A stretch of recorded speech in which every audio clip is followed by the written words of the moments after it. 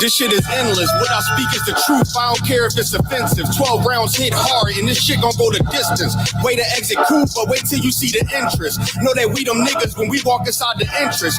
Put me as the GOAT, you should be honored to get a mention. All my clips is standard, but I still get extensions. Switch on the big 30, sound like when it's spitting. Album so hot, I had to give them an extension. One West till they bury me. Yeah, that's the commitment. Don't trust the soul, niggas purring or they hissing. And when it's so much, they just think I put the fix in. If the game to go my way, they gon' thinking that I rigged it. If I say it in my raps, I would do it or I lived it. What you say in your raps is entertainment, you just kidding. Hard times, I got tired of being broke, so I fixed it. This pole get the job done. Nigga, this is stick shit. What I speak is the truth, I don't care if it's offensive. The life that I chose, no turning back, we in this. They don't understand till we tell them no forgiveness. Rain on them, 40 days, 40 nights, shit is endless. What I speak is the truth, I don't care if it's offensive. This the life that we chose, no turning back, we in this. They don't understand when we tell them no forgiveness. Rain on them, 40 days, 40 nights. I'm solidified and stamped, that's why I walk with a signet. Build it from the ground up, did it all independent. Don't put your head in my business, to the wall I'm appended. They say I walk around like I'm perfect, bitch, I'm sinless, blameless. And if you ain't the same, I'm against it. Was born with the shit, the other half, I'm just gifted. 20 on me, wish a nigga would so I could spend it. Start from the branch, then I ain't have to soil you. Got a pair on me, that'll leave your family tree spoil you. Can't catch you, then I get your man, make him loyal. The only comp is me, and I'm trying to be cordial. I feel like I'm royal, and it changed to mine. I love a 10 with a sexy walk, but I'll take a switch with a 9. Get up and go crazy when they tell me it's time. Empty the whole clip to the last shot like the game. What I speak is the truth, I don't care if it's offensive. The life that I chose, no turning back, we in this. They don't understand till we tell them no forgiveness. Rain on them, 40 days, 40 nights, shit is endless. What I speak is the truth, I don't care if it's offensive. This the life that we chose, no turning back, we in this. They don't understand when we tell them no forgiveness. Rain on them, 40 days, 40 nights, this shit is endless.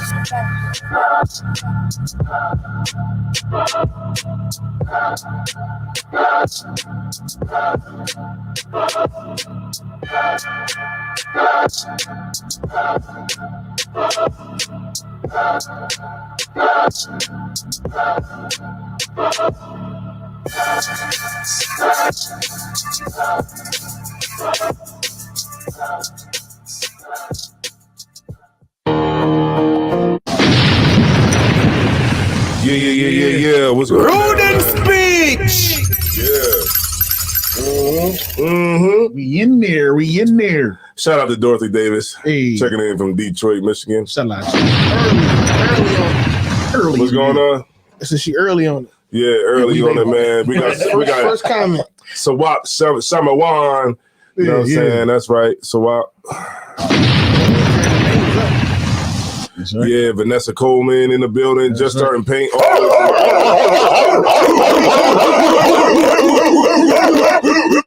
Yeah, so yeah, y'all, look, do me a favor, y'all, just go ahead, like this joint, share this joint.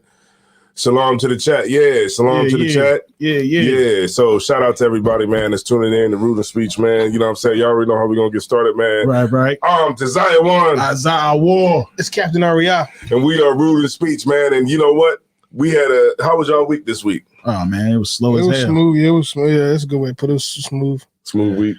Yeah. Nothing too crazy. Not too crazy. I just want to share this real quick. Go ahead. Y'all keep talking about your week. I just want to share this real quick. Keep talking, niggas. Yeah, keep talking about your week. I want to share this. Keep it up. Right? Yeah, keep it up. Keep speaking. no dead air. Yeah, you know what I mean? It's all good. Right. No, it was a 2-hour week, man. You know what I mean? It's slow as hell. You know what I'm saying? And it just was like, I couldn't wait till the weekend. You know what I mean? I feel like that every week. Right? Yeah. That's how it is. Living for the weekend, huh? Yo, like when you like doing something else and like you focus on something else, you be like, yeah, that's crazy. Wow. That Most crazy. Yeah, that shit crazy. Real shit. Mm-hmm. Yep. Like, yeah, man, that shit crazy. Yeah. That's the line right there, man. That's crazy. It's quiet affirmations, right? You're like, yeah, man. That's great. What I say? Yeah, you know what you said. consistent reassurance. Yeah. Consistent reassurance as you clearly not listening to it. Goddamn thing we say. Yeah, that's dope. Wow. Because to my understanding. To my understanding, man. For real. Yeah, so like to my understanding, I don't know how everything was going on this week, man. Right. So man, we got GUNNA, man. I don't know, man. That's a hot topic, man. Pushing please. Pushing what? Pushing please. Pushing please. He said he was pushing P. Damn, man. I ain't pushing please. All right, so I got it right here. You know what I'm saying? I got it right here. Right. And I wanted to let y'all know. Okay, so this is what he ended up doing. Right, he ended up taking the Alford plea. You ever heard of that? Nah. The Alford plea. Okay, so I'm going to read it for you right here. I got the Alford plea. The Alford plea is a guilty plea in which a defendant maintains their innocence, but admits that the prosecution's evidence would likely result in a guilty verdict if brought to trial. Right. Oh shit. So what GUNNA did was. He admitted his guilt. Well, he entered a guilty plea, but he maintained his innocence. To say I didn't have anything to do with anything, but I'm going to corroborate everything because I'm going to get with this plea. So basically, it's a tactic by the prosecution because if they can split up the conspiracy, then and get them turning on each other, then. That's how they'll be able to get the conviction. I think that type of the plea is not really the controversy though. The what he said after he took the plea or while he was taking what he said during the court hearing before he got released is what really got everybody in uproar. Because he was asked by the prosecutor as he was making this plea.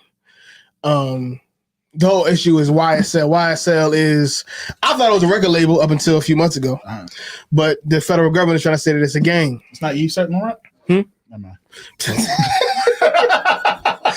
Everybody, Azawa don't know nothing about what I'm about to say. He knows nothing of what I'm about to say.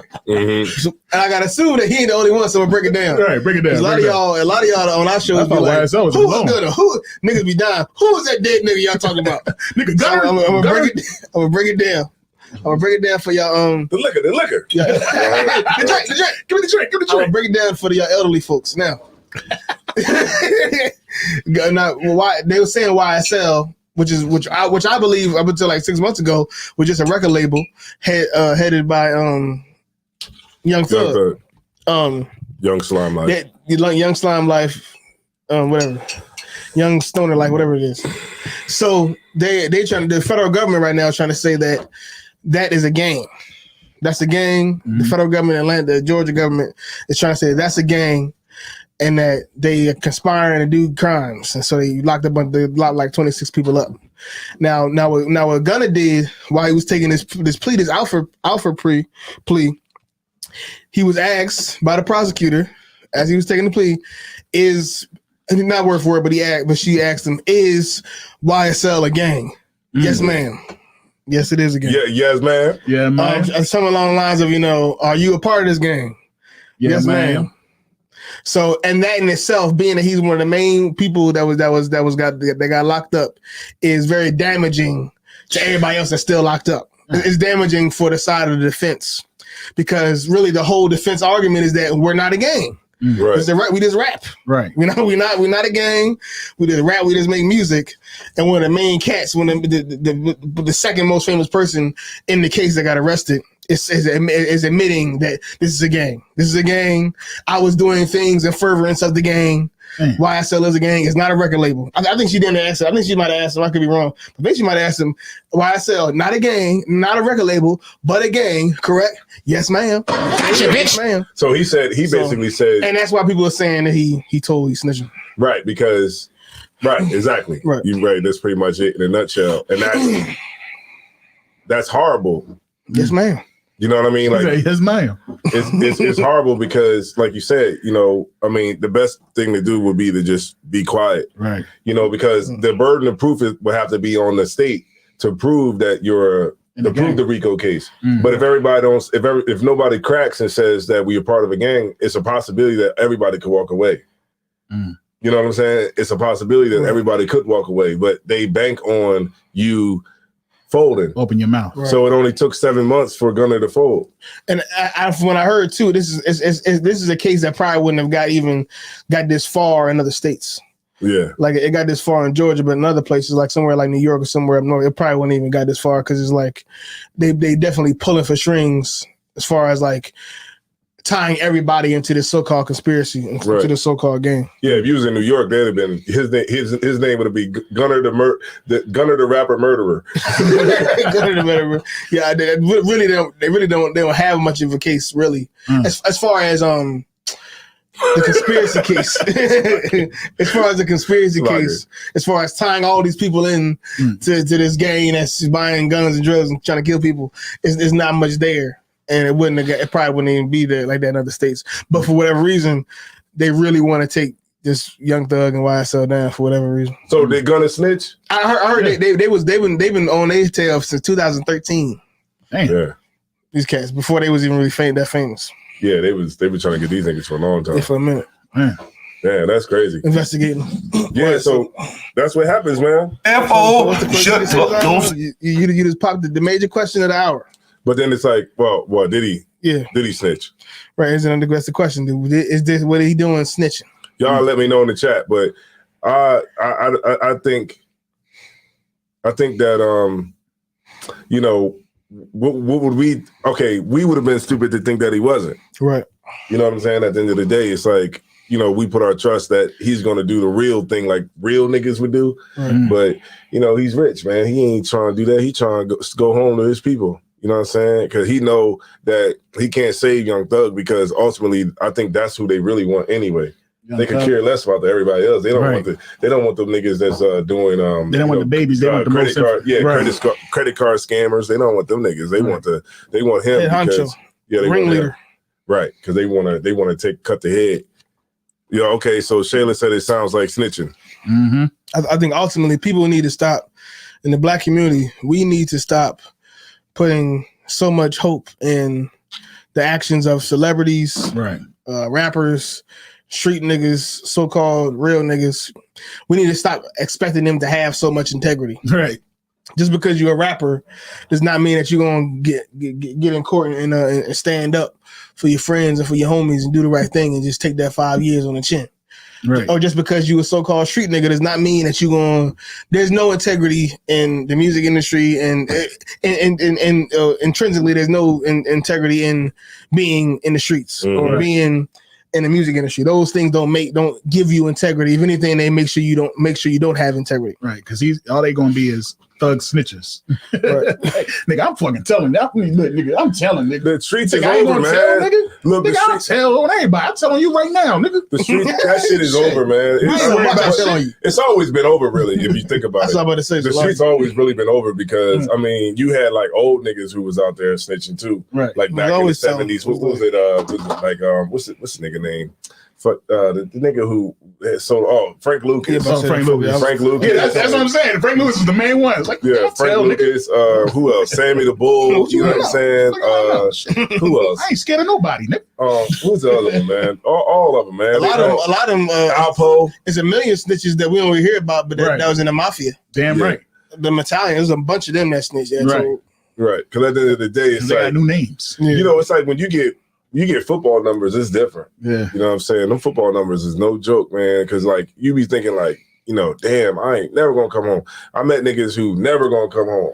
You know what I'm saying? And that's a big deal. If they tell you that you facing 38 years. Damn. Nigga ain't trying to do 38 years. You know how long that is? And you already 30? Yeah, 30. Damn. You know, look, I'm going to tell you what 38 years is. 38 years is like, you're going to watch a CO start their career and then retire. Right. Damn. You know what I'm saying? You're gonna see niggas come and go. You're gonna see a bunch of people die. Yeah. Right. You're gonna see new wardens come. Right. Yeah, like the judge hirings and promotions. Yeah, the judge. Man, I remember that nigga was a CO. Now he the daggone warden. Yeah, real shit. Real shit. Like the judge gonna die. The prosecutor, everybody that was in your case gonna die, and that's what it's gonna be. And then now that you're 38. Right now that you didn't took the 30. Now that you coming up on your 38 years, and you going out for parole, some old like the grandkids or the person that you in there for, like you killed or something like that, they're gonna come to the parole board. That's right. And they're gonna say, "Hey, you shouldn't let him go because my family." They gonna like. They gonna do that. Recovered. Yeah, they're gonna do that in there, and they're gonna be like, "Damn, parole denied." Nigga been there for 38 years. He's still gonna go and kill. Yeah. He's still gonna go and do dirt. Yeah. So 38 years, man, it ain't nothing to sneeze at, man. Nah, Brothers ain't built like that to do that, man. Nah. There was never no integrity in the streets. And I don't know why people act like you see a bunch of videos and old heads talk like, yeah, see, back in my day, we ain't did no snitching back in the day. You know, you can be no snitching, yada, yada. It's such a lie. There was never any integrity in the streets. Right. It never existed. It was never there. And I don't understand why people think there should be, because how can you get morality or rules or some type of structure out of something that in itself is immoral? Like you expect a nigga that, you know, is a murderer, a drug dealer, a thief, full blown. You expect full-time criminals to follow the rules and obey. I've been doing dirt my whole life. Right. I done killed these people. I done put in this work. I done did that. I done sold these drugs and I stole this. I done sold to a pregnant woman. I done been in and out of jail already. I don't do anything right. I didn't do anything correct. I dropped out of high school. You expect a career criminal to one day sit in the interrogation room and not tell on you? The nigga couldn't even sit in class and graduate. Right. The nigga couldn't not get high while he was on parole. Right. Nigga was telling on him cheating on the test. All y'all criminals, and you expect criminals to follow rules. Right. Criminals you a criminal, so you're not going to follow rules. You're going to snitch. Right. If there's a rule against snitching, you're going to break it because you're a criminal. Right. It's so backwards to me that you expect people who don't follow rules, don't follow any standard of morality to follow a rule, to not snitch. Oh, don't rob the woman and children. Don't shoot when the kids is out. No women, no children. Just kill. Just do all your murdering on this time of day. Do it smart. See, that's a bunch of bullshit. You can't get people who don't follow rules to follow rules. Right. It's really that simple.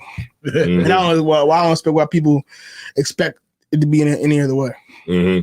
Yeah. Yeah. And you know, I think it's like in people's mind, they feel like there's honor amongst thieves. Yeah, like it's some type of code you're supposed to follow. So you got to follow that code. See the code, you know what I'm saying? Right. So, So yeah, man, you know, leave the streets alone, because, you know, it's not a place that you want to try to, you know, gain a career. And then what's so crazy to me is like people who get rich and then go back to go to the streets. Yeah. Lil Wayne did that. Yeah. He did that. He got rich and became a blood. Like, how the hell you do that? I think that's what Gunna did. That's what it seemed like. Because I never really looked at Gunna like, I looked at Gunna more like, you know, flashy, get money, fucking these hoes type rapper. What? Not really. Yeah. Didn't he come out doing some crazy dances and shit? You don't know who we talking about, brother.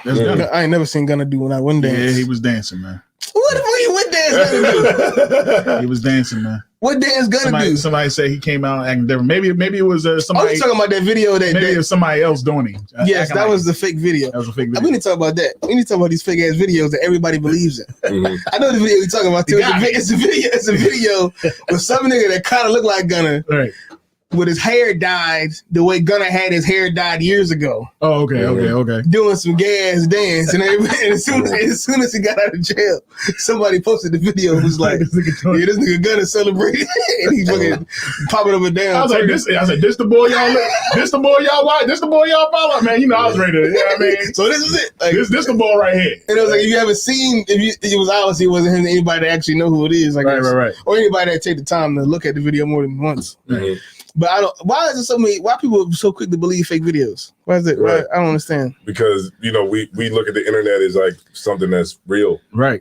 No matter what it is, like you know what I mean. All of it be fake though. Yeah. Everything be fake. Like all that stuff that you be seeing, like people be like the McDonald's, like bringing McDonald's to the kid only for his kid. Man. All that stuff is staged. Yo, it's funny skits. And some of it do stage, but I just seen a John recently. A chick.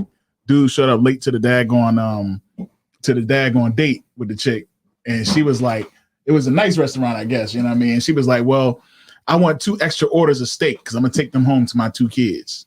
And he was like, nah, we're not about to do that. Yeah, that'd be. I don't know if it was set up. I don't know if it was set up though. Yeah, but that should be skits, man. Like it'd be skits, man. Some of them trying to go viral. Yeah, everybody trying to go viral. So people they just do what they do. Got to do to make it happen. Yeah, like the one joint that pissed me. I seen one that pissed me off when the chick went to the daggone car dealership and he bought her a Lexus and she was like, "The fuck is this?" Yeah, shit like that. Like this should be fake as hell.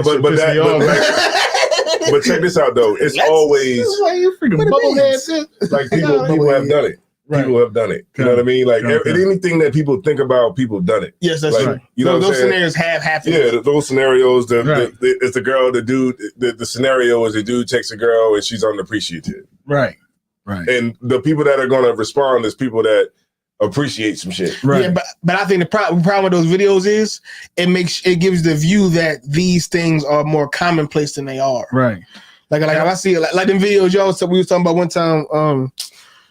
Them videos where they have the guy try to holler at a girl. Yeah. She diss him, and then he walk over to the Lambo. Yeah. And she's like, "Oh, that's your car. Oh, let me talk to you." When she just didn't want to, she dissed him a second ago, and she just so happened to twerk at the camera. Yes, those videos are fake. The video, she didn't like me until she saw my Lambo. Right.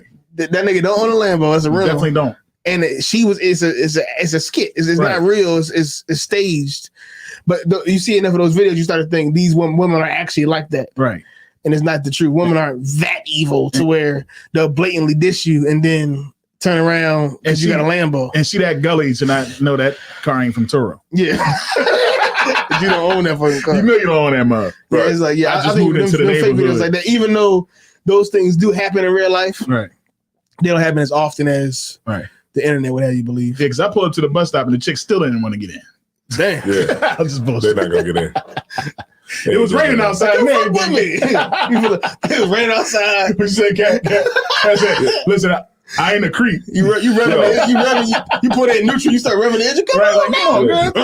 You want to get inside? Right. No. Get in the car. Yeah. Come on, get in the car, man. Get out of this rain. Women are that shallow. Yeah, shallow. Yeah, this is Cat in the thing, right? He said. His name Tyrone McNeese, right? He said it was like a that's the boy who saved Jesus, ain't it? I don't know, but he said it was like a hurricane, like a what the hell is that called? Typhoon? An earthquake or something like that in Texas or whatever. And he's saying that, and he said he put all this stuff in here about a earthquake or whatever, right? But then he said, and this is what y'all talking about, right? I guess he's talking about what we're talking about right now. Yeah, we can't. He talking about. I'll tell you something, McNeil. He talking about this. He talking about this thing. Talking about why haven't we talking? How the fuck you know we ain't talking about it? Right. We definitely didn't talk about it. No, but how the fuck you know? No, but I'm saying, how the fuck he know though? He don't know if he's talking about this shit. He think he's Jesus. Man. That's the boy who think he's Jesus. He don't think he know we ain't talking about it. Like, because I'm Jesus. I hear shit like that sometimes. Like it'd be other, I guess, more important things going on the planet, and we talk about things that's popular culture, right? And I get on a service that can feel like we waste our time, but we're not giving what's the word? We're not giving attention to the more important matters, like people dying, the average person dying. We just focus on like the issues of like rich people and things like that. And I understand how it may look, but the reality is we talking about this thing because you give a fuck about it. Right. Of course, yeah, McNeil, I guess he only care about the poor people in Texas and the earthquake. That nobody else is talking about. But we talk about what you give a fuck about. And I know you already talking about Tory Lanez. You're already talking about Gunna snitching. And you are forming different opinions. You taking things in based on what you see on the news. And we're trying to show you how you should feel about it, how you should think about it. Right. So really, we just trying to meet you where you at. Right. Yeah, we could talk about all this thing that's going on in Russia right now. We could talk about, geopolitics and all that. But maybe that's for another show. Or you don't give a fuck about it, so why would I talk about it? Right. If I'm trying to get you to think a certain way, because rest assured that's what we're trying to do. Even though it don't seem like it, we're trying to influence you to think a certain way or be a certain type of person. Why would I just start talking about some shit that's not even on your scope? Or not, you don't even care about something I only care about, or something that's not really in your circle and just talk about the things that you give a fuck about. Right. And then what the fuck have you done? What the fuck did you do for the thing? Did you take some fucking water down there, you piece of fucking shit? And what do you want me to say about the earthquake? Did you send some fucking water out there? No. Where is he at? Where's McDaniel? Is he a Mississippi dude? I don't fucking know. Probably another Mississippi dude. You know, people like this is like he's just whack. It's just I get what he's saying, but it's like you don't understand the reality of trying to teach somebody or trying to get people to change. But how do he know? But how do he know that we're not going to bring that out though? Right. Later in the show, we just started the show. He's correct that we're not going to talk about it. I ain't gonna bullshit him. Right. We definitely not gonna talk about this. This is rude in speech. I haven't heard about it till just now. I'm skeptical if the shit is even true. Right. I don't even know that shit even actually happened. This nigga told an earthquake in Texas. Okay. All right. I hear you. Right. But even if it did happen, I'm not talking about it because nobody else is the average person isn't worrying about it. Right. And this show is about what is the average person worrying about. Exactly. We care. When I said the average nigga, the average Black and Hispanic person. Right. What is on their mind? And right now it's Tory Lanez. Right now it's Gunna snitching. Like that's the one thing that we do as a people. Niggas be thinking they're crazy. One thing, right? Nigga, that's crazy shit. You know what? People have people. I know you're about to say something, but let's talk about like mental health. Yes. Right. Let's get into it. People have a bad mental health. Right. You know, like thing that's going on with our people, and like you know what they really need? Like they need medication. Yeah. Like you need medication because that's what it comes down to. And it's sad. It's sad that these type of people, are out here and they're not getting the help that they need. Right. You know what I'm saying? Like these are the type of people that's underneath of the bridge. Right. Underneath of the bridge, at the light, asking for money. The people that's in like the tent cities. You know what's crazy? And different shit like that. You know what I'm saying? Because they don't have like people that could give them the kind of medicine that they need. Or they so caught up in their mind and what they believe that they don't think that they need help. Like I got a family member, you know what I mean, that I go check on, you know what I mean, often. And you know what I mean, you can't tell this brother that with his situation, you can't tell him that something is wrong with him. You know what I mean? I try to tell him, hey bro, listen, man, I can get you some help. Let's get some help. And I even got him to come to the school a couple times. You know what I'm saying? I'm like, look, I can get you some help. We can get this right. You know what I'm saying? And he just be like, nah, man, because, you know what I mean, the iron and everything in the world and the microwave, it has this and blah, blah, blah. And I'm like, listen, man. I'm gonna tell you the two crazy in the hospital. The two crazy niggas, the two people that crazy niggas try to impersonate is Jesus Christ, right, and fucking Michael Jackson. Michael Jackson. God, what is it about Michael that they want to imitate so much? It's like it's always crazy niggas on the street.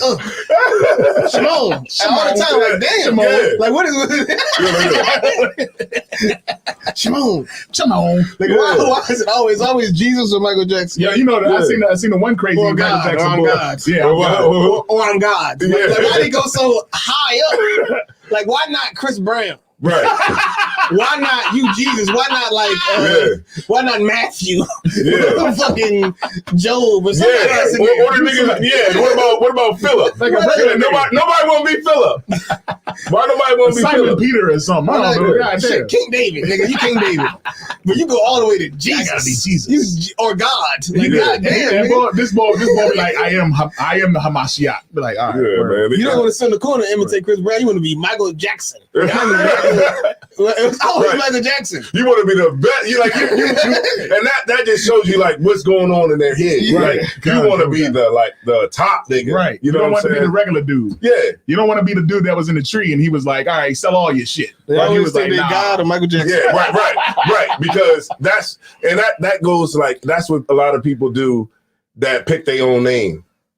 That pick their own names out of the Bible because somebody's supposed to give you a name out of the scriptures. Mm-hmm. And the men that are above you see your spirit and they give you a name based upon that. Right. But when you pick your name is going to be like Judas Maccabeus. Right. Like why nobody want to be Philip or Methuselah? Yeah, you want to be Methuselah. Methuselah. Yeah, I mean, that's me right. That'd be the craziest shit, man. Like people are just crazy as hell, and just to like.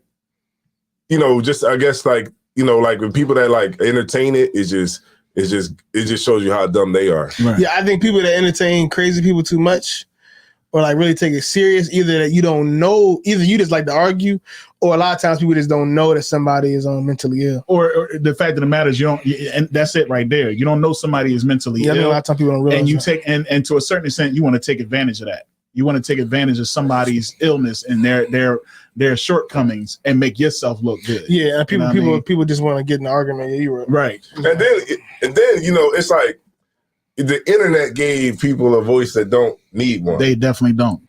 Some people just need to just be quiet. Not be heard. Like, you don't need a smartphone. You need an Obama phone. Right. You need something that you can't even get on the damn internet with. Like what's that joint? Remember because it's too much. Yeah, it's too much for your brain to process. You know what I'm saying?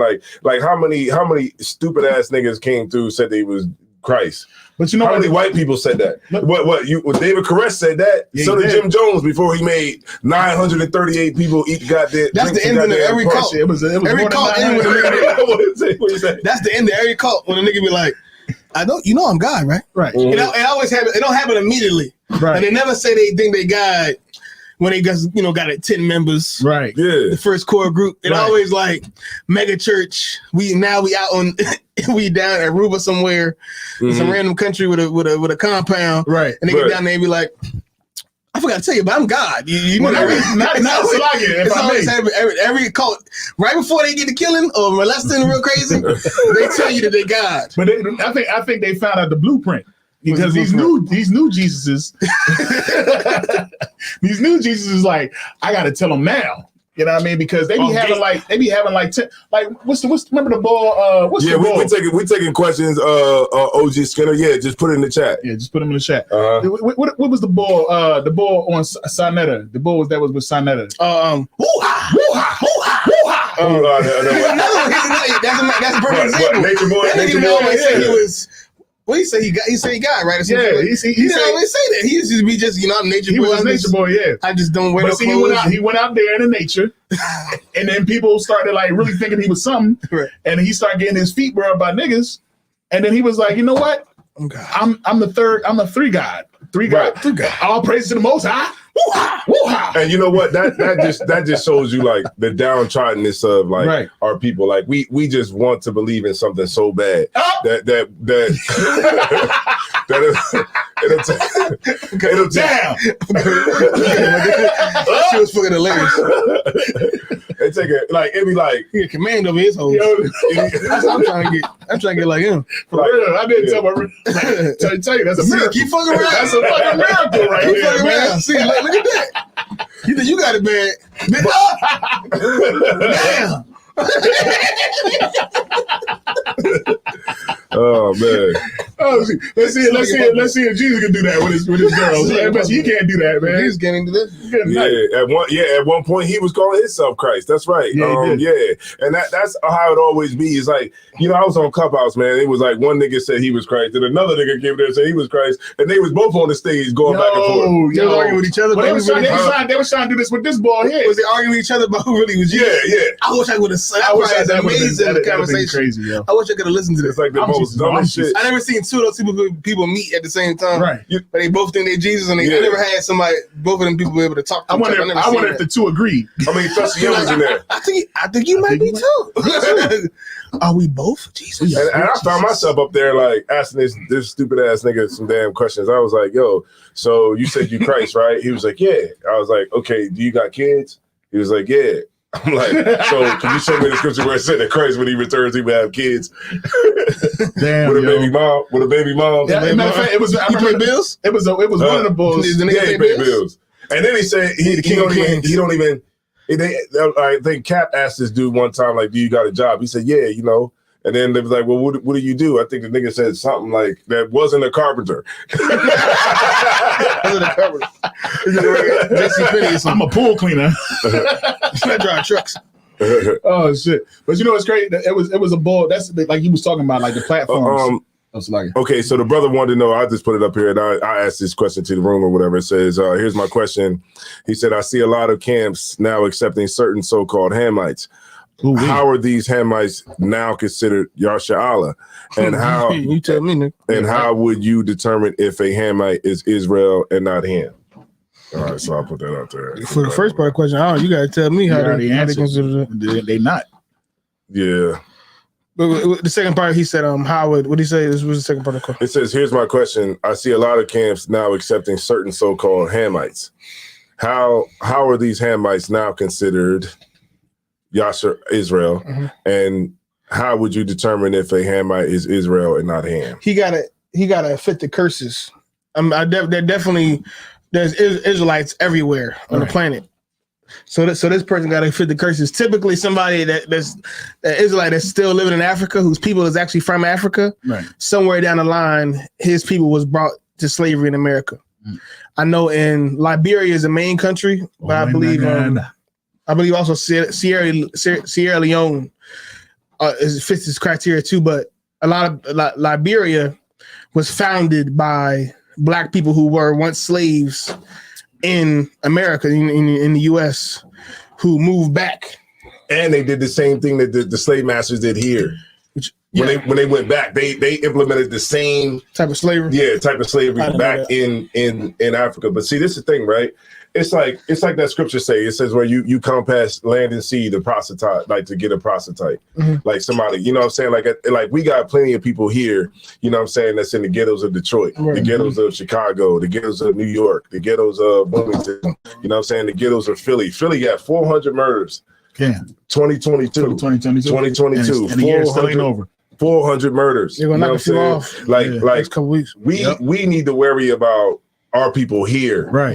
The Lord, once we get people here first, then other countries, around the world, I'm pretty sure will be added. But my focus is the brothers and sisters that's right here, right next to you, in front of you. Yeah, and I think, like I said, it's definitely other people over there. They gotta fit the curse. They gotta have went through at least this transatlantic slave trade. They got to, hey, maybe there is a group of Israelites over there that never got on slave ships, but you got to prove that to me. Right. But the only thing I can for sure say is that if they fit the curses as far as their ancestors got in a boat and went into slavery, then they're likely Israelites. Right. But I know for sure in West Africa, like Liberia, and I believe Sierra Leone has at least a small population of people who descend from people who were slaves in the U.S. And moved to West Africa. Liberia was, I believe, founded by so-called African Americans. Yeah, and this whoever those descendants are today, they're Israelites. But all the other people is, And just to add to your point, and just to add to your point, and just to add to your point, Cap, you know what I'm saying? Like, you got it, like a lot of these fake Israelite groups, you know what I'm saying? They go out and they do that, you know what I'm saying? Which is very dangerous because you just try to add somebody because you just want numbers so bad. That's all it really is. You just want numbers so bad, so you just allowing Hamites to get in here and get with these Judite sisters and these, you know what I'm saying, these other tribes or whatever. And then, Joy Morgan had to pay the price for that. Good night. So you gotta definitely, know what the hell you're doing and not worry about that, because a lot of these cats are just trying to get numbers up. So they're so hungry for numbers. They definitely defy the Most High. Exactly. Throw out everything they learned. Exactly. Throw out a good reason, and then end up paying for it. Right. Yeah. But I think the main point you just said a second ago to Zion was really, after we learn what defines an Israelite not and all that, and whether or not there's Israelites in fucking Africa or China for that fucking matter, or Vietnam, whatever the hell they may be at. After we realize that Israelites are everywhere, and we just you gotta learn the criteria, understand that these people gotta fit the curses and come from a certain place in order to be an Israelite. After that, you gotta start wondering why are we so focused on going 1,000 miles away to find these hidden Israelites, these hidden secret Israelites that nobody knew about. When your neighbor's an Israelite, right. Like you gotta go to Zamunda, right? You gotta go to Wakanda to find these hidden Israelites, right? They're still in Africa. When your neighbor, definitely your brother, your neighbor is definitely like we ain't gotta argue. We ain't gotta argue about that. That nigga, he's a nigga. Black from down the street, you ain't gotta argue about him. We full well know that's an Israelite. You know his name Black too. Shadow of a doubt. Right. We ain't gotta argue about him. Let's try to get him in the truth. Right. Let's try to teach him something. Right. We ain't gotta worry about. Okay, well you could worry about it, but you gotta you got to ask yourself, why are you worrying about these secret Israelites? Right. Why is the nigga sitting next to you that you know for sure is an Israelite not enticing enough to you to teach? Because you want to believe that we are all one people. Yeah, it's a part of you that want to deep down inside want to accept everybody. You just want to accept everybody. Right. You don't want to go through the separation. Right. That's what the fact of the matter is, when it comes down to it, you just want to love everybody and not have to deal with the process of separation. To that brother's question, the reason why you see so many these fake camps or whatnot going to find so-called Israelites in Africa or any other country for that matter, is they're trying to find a reason to gain numbers and love the heathens. Yeah, they ain't and they'll just make the heathen Israelite. That's what they got to do. No different. But you can find a way. Motherfuckers say what they say. Japheth is what they say. They say Esau is. They saw the people that they say that the white people is Japheth or they try to say they say that some of them they say that something like that. I've heard They'll find any way to love what they want to love. I was Joan of Arc in my phone. That's what it comes down to. But you ain't got to focus too hard. Like Zion said, I would just try to get just get with your brother, the nigga from around the block, right on the block, from your way. Let's try to get him in the truth first, right? Because we ain't got to debate about him being Israelite. We know that. Check this out, right? That movie, Emancipation. You see it? I heard it was amazing. No, okay. I heard it too. I just wanted to ask y'all this question. I haven't watched it yet, so please don't spoil it. No, I'm not going to spoil it. I just want to ask a question about it. Okay, why does Hollywood keep putting out slave movies?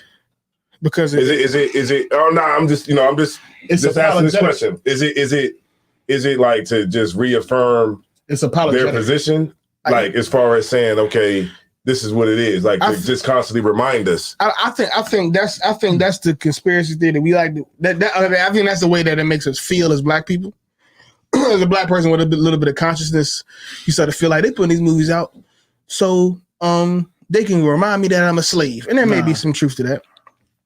But I would say that Hollywood keeps putting out slave movies for the same reason they put out 15 Transformers movies, because they make money. That too. The slave movie is just the thing. The slavery is just something that it triggers you. It triggers you. It entices you. It's controversial enough for you to keep on churning it out, finding other ways to spin it, just like the fucking Transformer movie, just like the fucking they put out 6 Jurassic Parks. It's just they find ways when they're trying to make money. I think something different. They're trying to make money, and when you're trying to make money, once you figure out how you can make money, you just keep on doing it. I believe there probably is some truth to, they want to remind you that you a slave. They want to remind you that you is nothing but a dirty nigga. There's some truth to that, but a lot of times our enemy is not as diabolical, or not as, he's not as diabolical as we think we are. He's simply trying to survive and make money. I don't think be rich. Like it, sir. And if you know that the last few slave movies that came out the past few years, if you know what's the shit, 12 Years a Slave made a bunch of fucking money. Yeah. If you know what's the other one, Django made a bunch of fucking money. What's the other one that was like that they tried to stop it as it came out? Birth of a Nation. Birth of a Nation. But that was horrible though. You think so? No, I'm gonna tell you what was horrible about it. What was horrible about it was at the end, the white man won. Well, I mean, but because it's a biopic, right. That's what I'm saying. But that's what I'm saying, because the movie was about a uprising. But that's about uprising. I know that's what happened. But I'm just saying, they didn't show it though. Okay, what was the last movie they put out about the Jewish Holocaust? I don't know. The boy in the striped pajamas. No, that was probably a little while. It was one before that. It was a long time ago. I think that was one before that. We just don't care about it. There was the boy in striped pajamas, and then there was the piano boy. There's something about the piano. What the hell? I'm not talking about that. I'm talking about, give me something like Schindler's List, like something. That's like the shit with the striped pajamas was like some hardcore, like that was crazy. Yeah. You ain't never seen that shit? No, I haven't heard. Okay, last. I want to say Boy in the Striped Pajamas is the last one. And I'm not sure if Holocaust movies probably can turn out as much money. No. Because black people don't care about it. No. But you know what? I think the reason why they put that out. Latest Holocaust movie. It had to be Boy in the Striped Pajamas. The Auschwitz Report. About the shit we know. What? The U.S. and the Holocaust official trailer is a documentary. I guess there aren't many. Because I watch documentaries like a mug. Like I catch everything. There aren't many Holocaust movies, but Resistance. That came out. What's it called? So like Resistance. That came out in 2020. 2020. Resistance. And a Holocaust movie. Black people aren't going to come out in droves. You know what? You know what's going to come up next? Oh, so like it, sir. No. I was saying that a Holocaust movie. I could be wrong. This is my speculation, but I would assume that a Holocaust movie, black people aren't going to come out in droves. Oh. But a slave movie, black people is definitely going to come out in droves, and you're going to get a lot of white people who are sympathetic, who want to get enlightened, want to act like they give a fuck, who believe they care about black people. Also going to come out. So a Holocaust movie has like a ceiling on who's going every single time. I got a ceiling on who's going to watch it. Okay. But the fucking slave movie is like Black Panther. If I may, you're gonna get everybody to come. You're gonna because of the social dynamic. The Holocaust just didn't have that same social dynamic. If I may, sir. If I may. Mm-hmm. What I'm thinking as far as these slave movies, you know what I mean? The reason for these joints is to show how far we've come. Mm-hmm. That's what the purpose of these movies is for. It's to show how far you've come, and you don't want to be this. Mm-hmm. You know what I'm saying? It ain't got nothing to do with the money, ain't got nothing to do doing nothing else. But because they teach you that you were swinging from banana trees. Right. You had nothing before the white man came. Oh, shit, Salagi. Mm-hmm. Before the oppressor came. You know what I'm saying? You had nothing. So because you see these slave movies, look how far you've come. Look at what you've overcome to where you are today. That's what that is about. It's to remind you that you have overcome this and that you should never go back to this. Mm-hmm. But the fact of the matter is, for us to be separate, we may have to risk that. Risk what? Oh, risk going back to slavery? We might have to risk not going back to slavery, but losing everything. That's what you meant. You know what I mean? Losing everything that this world has to offer. You know what I'm saying? That's the fact of the matter is, because look at what Kanye doing. Look at what Kyrie doing. They say something and they about to lose everything that they have. You see what I'm saying? And that's the same thing with these slavery movies is doing, is putting in your mindset that without us, this is what your life looks like. Yeah, but I was just saying that, at the end of Birth of a Nation, what is true, right? Which I'm saying is absolutely true. They killed him. But they ain't showing me cutting up his flesh and making bags and shit. But when it was going, did you see the end of it? That's all. Yeah, we went to the movies. It was like they hung him. Yeah, everybody was hanging at the end of it. So it's like it's kind of like on his face, and then the eyes changed into somebody that was fighting for the North. Yeah. So it's like in a way, it's kind of like, I'm not saying my generation, but like, younger generations might see that like, well, don't try it because y'all tried it before. Okay, I can't say that because I watched the movie. I can't. But okay, I would maybe agree with you if they shamed. Okay, that they gave that man in that movie an honorable death. Yeah, like that ain't how he died. It's kind of like being a It's kind of like Scarface. Like Scarface didn't necessarily make you want to not sell coke, even though the nigga died at the end. Right. Like just because the character dies at the end doesn't mean that I shouldn't be him. It's Braveheart. Yeah, it's Braveheart because there's definitely such a thing as having an honorable death. Right. And many people will definitely take a risk. Right. But they don't want to go through that shit. As long as they can have an honorable death. There's people who are courageous enough to say, yeah, I could die doing this, but even if I die, they all gonna remember me, so I'm gonna do it. Right.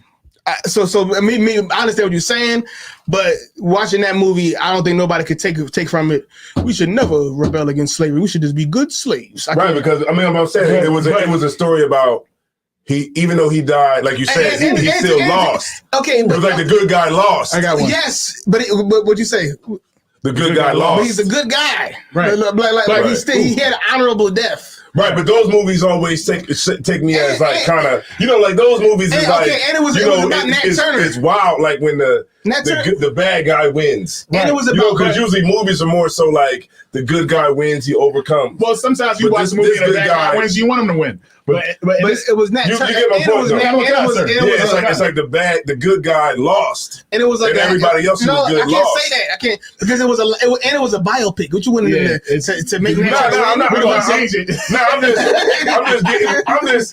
just going deep. Like, and I'm just saying this ain't biblical. I'm just saying. Okay, what are they supposed to do? Make Nat Turner live and kill out and free he killed everybody.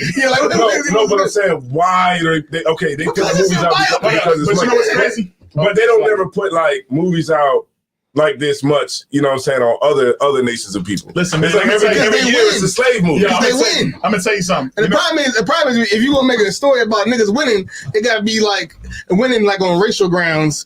It gotta be like made up. You can't. I only seen one. That was Django. Once again, and that was fiction. Django is fiction. That was one. That's fiction. Like it's so many historical real life historical wins we got. Right. So, but hold up. When you go ahead and speak, man. But no, you're like, what? Everybody was quiet. Everybody was quiet. He's like, hold up, wait a minute. Everybody was hold up, wait a minute. I thought y'all was finished. They were quiet. Hold up, Bernard. So like, man, because I love history. You know what I mean? I read a lot of history shit. There was a lot of uprisings. You know what I mean? That happened. Now, this is what's going to happen next. You know what's going to happen next? It's going to be a lot of movies about white people saving black people, uprising for black people. And then because there was a group of it was called the abolitionists. It was I think it was 13 white boys, and they was going around killing to free slave. Yeah, John Brown on them. Yeah, it's like, you know what I mean. That's what's going to start coming out. They're going to start bringing out those type joints.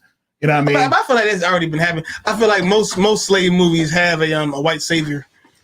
Like there's always that one good white guy. Yeah. That one good, like freaking Brad Pitt in 12 Years of Slave. But that might have had some historical context to it too. Yeah. But still, it's, same shit. But no, these dudes was actually killing. Yeah. All right. The abolitionists. So I've said I think Esau wants to vent.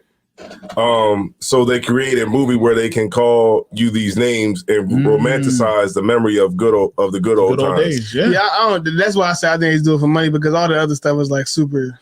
They romantic. I wouldn't be surprised. I wouldn't be surprised. Why would you? Because ain't nobody say nigga like Leo DiCaprio. $1 million to call somebody nigga. I'm not saying Cap is wrong. I'm not saying niggas. I'm not saying Leo DiCaprio really wanted to say that shit. Keep fighting niggas. I'm not saying Cap is wrong. I'm not saying he's wrong what he's saying.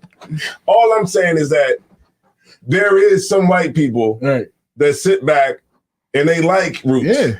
Yeah, that's true. They like to watch. Look at that shit. Like it probably turns them on the fact that they think like, well, I remember the time when when my ancestors, they could just go have sex with anybody they wanted to. Slaggy, that scene in 12 Years a Slave when they burnt that nigga alive. Yeah, that was horrible. That's horrible. You seen that? There's a lot of crazy shit. That was Underground Railroad. Underground Railroad. That was Underground Railroad. Shit was crazy, man. That was kind of corny. It was a really it was crazy. The show. They had a young little nigga who was. I didn't even watch that. I'm thinking about. You seen that one? Remember the little nigga he was the slave catcher. The little young boy. Yeah, the young boy. He was like probably like 12. That was a show like when the first episodes they had like some type of like sex ring or some type of Nah, this was they was like it was a slave catcher, right? It was called Underground. The white boy was a slave catcher. He was like he was a known slave catcher. Yeah, but he had a young slave. You told me about who was a little boy, and his little boy was thorough. Yeah, he was. Like he was thorough at catching runaway slaves. Yeah, he was thorough at it. Yeah, and but that scene from that joint where they burnt that nigga, that was the darkest I ever seen in any slave movie, man. That's what started the whole thing off, because they were like, they saw once they saw the dude get burnt up, they was like, yo, we gotta go. Yeah. Like it's time to go. Like we gotta get up out of here because these niggas is tripping now. Yeah. You know what I'm saying? They burnt that dude. But before they burnt him to death, they was whipping them, right? Yeah. But they was whipping them from the front. Yeah. The chest. Yeah, they wasn't whipping his back; they was whipping the front. I was like, oh! And then, like when it first started, remember it was a woman, right? Yeah. And remember her kid was getting whipped on the post. They was going to take the kid to get whipped on the post. Yeah. And then she was like, no, don't do it. So they tied both of them up to the post. They tied her and the kid up to the post and whipped both of them at the same time. Goddamn, he's a devil to butt, man. Oh yeah. Gosh. So that's all I'm saying. All I'm saying is these movies, I think that a lot of these movies kind of reaffirm, and I'm not saying nobody's wrong in this conversation. You know what? I think that a lot of some of these movies are made to just reaffirm, like, yo, this is what it is. Right. And I think it's also to show too that we not the same. You know what I mean? They saying we not the same as they. Hey, look how wicked, look how bad they were. We don't do that. Okay, the ADL would not allow them to have a movie where they was having Jews in the, they had German people playing as Germans, and they had Jewish people playing Jews. Being burnt. Yeah, actually going in the thing. That was going to straight. Like the ADL would be all over that shit. They'd be like, hell no, you're not fucking putting. But they did that. Movie. They did that. That was like Schindler's List, but that shit was like from the 90s. You got to see the ADL was in the 90s, wasn't it? I went to the Jewish Holocaust Museum too, by the way. Yeah, I bet. I bet that shit was some bullshit. You probably seen a whole bunch of shoes. You look at this whole page. Goddamn, brother. Goddamn, man. Man. There's a lot of shoes in this mother. There's a collection in that bitch.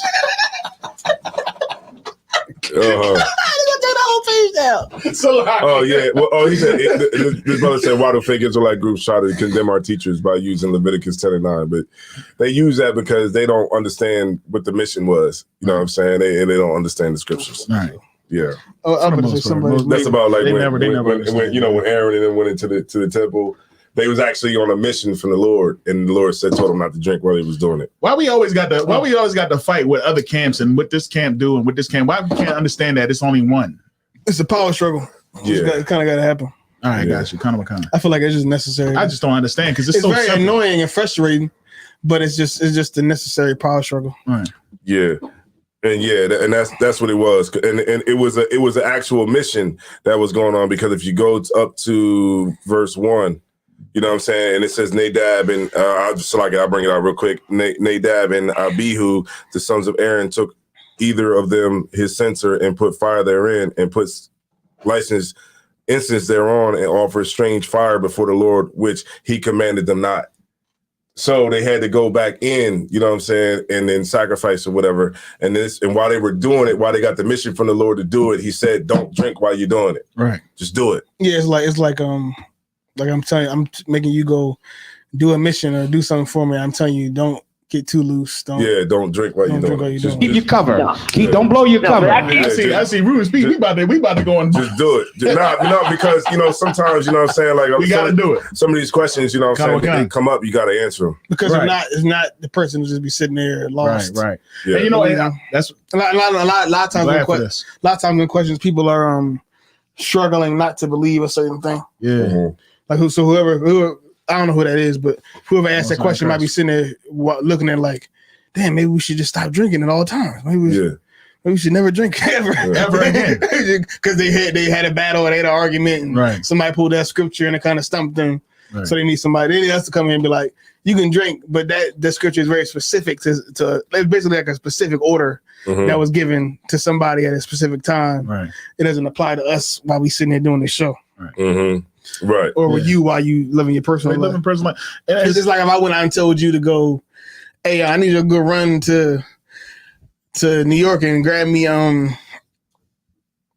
the scroll for the Passover. Right. Don't be drinking while you go up there. Right. And I might have my reasons for telling you not to drink. Right. But I'm telling you, because you don't know how to handle it. Yeah. And then 2,000 years afterwards, and they're gonna read that and be like, "See, you can't. We should never drink." It's not that deep. Then you got a drunkard that be like, "I need this drink for my belly. I gotta drink." The Bible says I gotta drink for my belly. Right. I would say one more last thing about that slave shit. Okay, I was just saying what I said about the money. I think it's all driven by finances, because I part of it is because that's what makes good sense to me, and two, I don't like to be saying but the stuff I really can't prove, but I can show you the amount of money these fucking slave movies make. Damn right. They definitely I can't. Hey, why would you? The one brother said they do it because they want to vent. Damn. Why would you spend $40 million to call somebody nigga? You could probably pay. You probably can give a nigga $500. You can call a nigga all day. No, but you can say it worldwide. But that's pretty like. Why would you get? You gonna pay $40 million? Yeah, I think so. I can pay Leonardo DiCaprio to say it better than Samuel Jackson. To say it you get a nigga off the street. You get a nigga off the street, give him $500. You call him nigga all day. He don't give a damn. You put that shit on the movie. It's kind of weird to me. I don't know. I just feel like I said, I feel like they make them slave movies because they turn to profit. Because they do. I want to go watch this shit. But sometimes I really do think it's just a little. It just got a little. I'm sure that exists on a level. I'm sure that exists on a level, but it has to be. It has to be because why they take it out of schools? Because we watch them. Why they take it out of schools? If it was the point, if it was just about money, to go out of school, slavery. Yeah, that's cat. Yeah. You need to start watching the news. That's what they. No, my son don't know about this shit. He don't know about slavery. They don't teach it in the school. They don't teach slavery in school. The school that I went to, they didn't teach about slavery. Okay. Hold on. I think it's a. Hold on, y'all. It's some heaven. Oh yeah, your camera went out. God damn. Yeah, his camera went out. No, but go ahead and keep talking. The school that I went to, right? Oh, it went off. His camera went off. Like dead or something? It's not plugged power? in. Yeah. All right, give us 1 second, y'all. We brought one of the cameras went out. Come on, here. Is it plugged in? No, not that one. It should be, that one right there. Yeah, make sure that's on. It seemed like it's not plugged in. Yeah. If it might be plugged into the bin. You need me to go over there, sir? Yeah. And matter of fact, you might have to just cut it off and cut it back on, but it should be good to go. Give us 1 second, y'all, man. What the hell? Yeah, this heater hot as shit. Yeah, I know. What school you go to? Oh, so there's somebody in there. Like, what school you at? All right, give us 1 second, y'all. Oh no, it is coming back on. It's coming on. I know this is the streaming live. You came back up. Good. Hold on. I look crazy. Yeah, nah, you good to go. All right. Damn, it's actually better. the Lord cut it off so I can see it on my glory. See, I see that shit way better. I think I don't know if it's on or not. It would be on, right? Because it's not batteries in it. It's just literally just plugged in. Yeah, it's just plugged in. So we'll see how it goes. Yeah. I don't know why I did that. But if I may, I went to a predominantly elementary school, middle school, predominantly white. He said, "What school you go to?" Barzal said, "What school you go to?" I went to in Philadelphia. It was John Story Jenks. You know what I mean? They sound like no teaching about slavery. John Story Jenks, and we never had slaves. We used to fight people at McCluskey and Edmonds and Leeds. But because they thought we was all punk. Anyway, but nah, real shit. When I went to school, we had to pick cotton. We had no. We're going on a field trip. We're going on a field trip to a goddamn plantation. We're gonna give you an in-depth history lesson on what we had your ancestors. I would say the black people at this daggone school, we had brotherhood and togetherness. Brother, we got into some brawls, man. But anyway. Fucking, I went to John Story Jenks, right? They didn't teach anything about. Matter of fact, I remember seeing a picture of Marcus Garvey on the wall and never knowing who he was. You know what I mean? Because they never talked about him. You know who they talked about in my school? Martin Luther the King. Mm-hmm. Martin Luther King that was it. That's all you got. You know what I mean? You didn't talk about slavery. You ain't talk about nothing else. I learned slavery from my father. Yo, I wanted to play some audio real quick. Okay. You can hear you got your mic. I mean your headphones. I want to talk about. I know you probably seen. I was on the topic. Okay. We talking about the school trips, right? Yeah, school. Y'all heard my school. I know what you about to play too. That brother was talking about how he. Yeah, I was gonna play it. Good play. Right. Play it. And said, "Hey, y'all, they gave us bags and shit." Took us a racist field trip I have ever been on in my fucking life. They took us to a fucking cotton processing place. And there was a big ass cotton field out in the middle of fucking Raymond, Alabama, in the south of Montgomery County. We went there, and me and 28 other little nigglets in Miss Harper's third little nigglets room, they took our asses out there in the middle of the fucking August heat and said, "Hey, y'all, they gave us bags and shit. Like little cute little plastic bags. with a cotton puff person, got a smile on his face, and they're like, "Hey, y'all go out there, have fun, pick as much cotton as you want." And so my stupid ass went. My mother signed off on it and didn't think about it. I went to a fucking field trip. I had a field trip having a good old time. We were singing songs and shit. In the middle of the fucking heat. And then, I'm thinking, because it's a field trip, they told us you can pick as much as you want. Oh, shit. You get to keep the fucking cotton. You can keep it. So I was like, yeah, I'm going to keep it. And we go to get back on the bus. They're like, all right, kids, turn your bags in. Oh, shit. They took all the damn cotton that we did. Oh, shit. They took the cotton back. Bus. So me being a little rebel, I took a handful of cotton, stuffed it in my pocket, and went home. Then my mama came when she was doing laundry the next night. She was like, what the fuck, is this cotton in your bag? I was like, yeah. What the hell did you get unprocessed raw cotton? Yesterday on this field trip, they took us to a cotton processing plant, and we got to pick cotton all day long. Oh, shit. My mama came to the school, and I swear to God, that shit went down. She locked this woman in a room like, how dare you jive-ass motherfuckers take my kids and all these other ashy little Negroes to a fucking cotton field in the middle of the summer. Oh, God. That's hilarious. You soulless bitch. I didn't go to school for 3 days buying that shit. I didn't go to school for 3 days looking at that bitch. That's an hilarious. I remember that bitch. That's an hilarious story. Yes. So you did that shit? You did that? No. You was fucking around. Yeah. All right, wait. Nah, we ain't do no. Damn, that's crazy. I think okay, I could. I think okay, so it may taught it in your school, sir. Yeah, I thought. Okay, when I was younger, slavery definitely was. When I say like I could be wrong, but when I was younger, when I was in grade school, middle school, it felt like they taught about slavery, they didn't go into it in depth enough. Ain't talk about that shit. But in high school, we definitely talked about slavery like a motherfucker. Now it could definitely be, the school district you go to, the school. Mm-hmm. The time in history that you went to school. Right. All those things could be a part of this as to why some people heard about, like I definitely heard about slavery in school. I was in history class in like junior year in high school. It just motivated you to not like white people. Damn right. It was just all this stuff about slavery. They killed all the Native American Indians. It was like where they really talked about the things we had. Now it could just be a generational thing. It could be the school I went to, it could be a lot there. I've heard people from older people say that, yeah, my school, we learned about this stuff. I heard people like you say, they didn't really talk about it.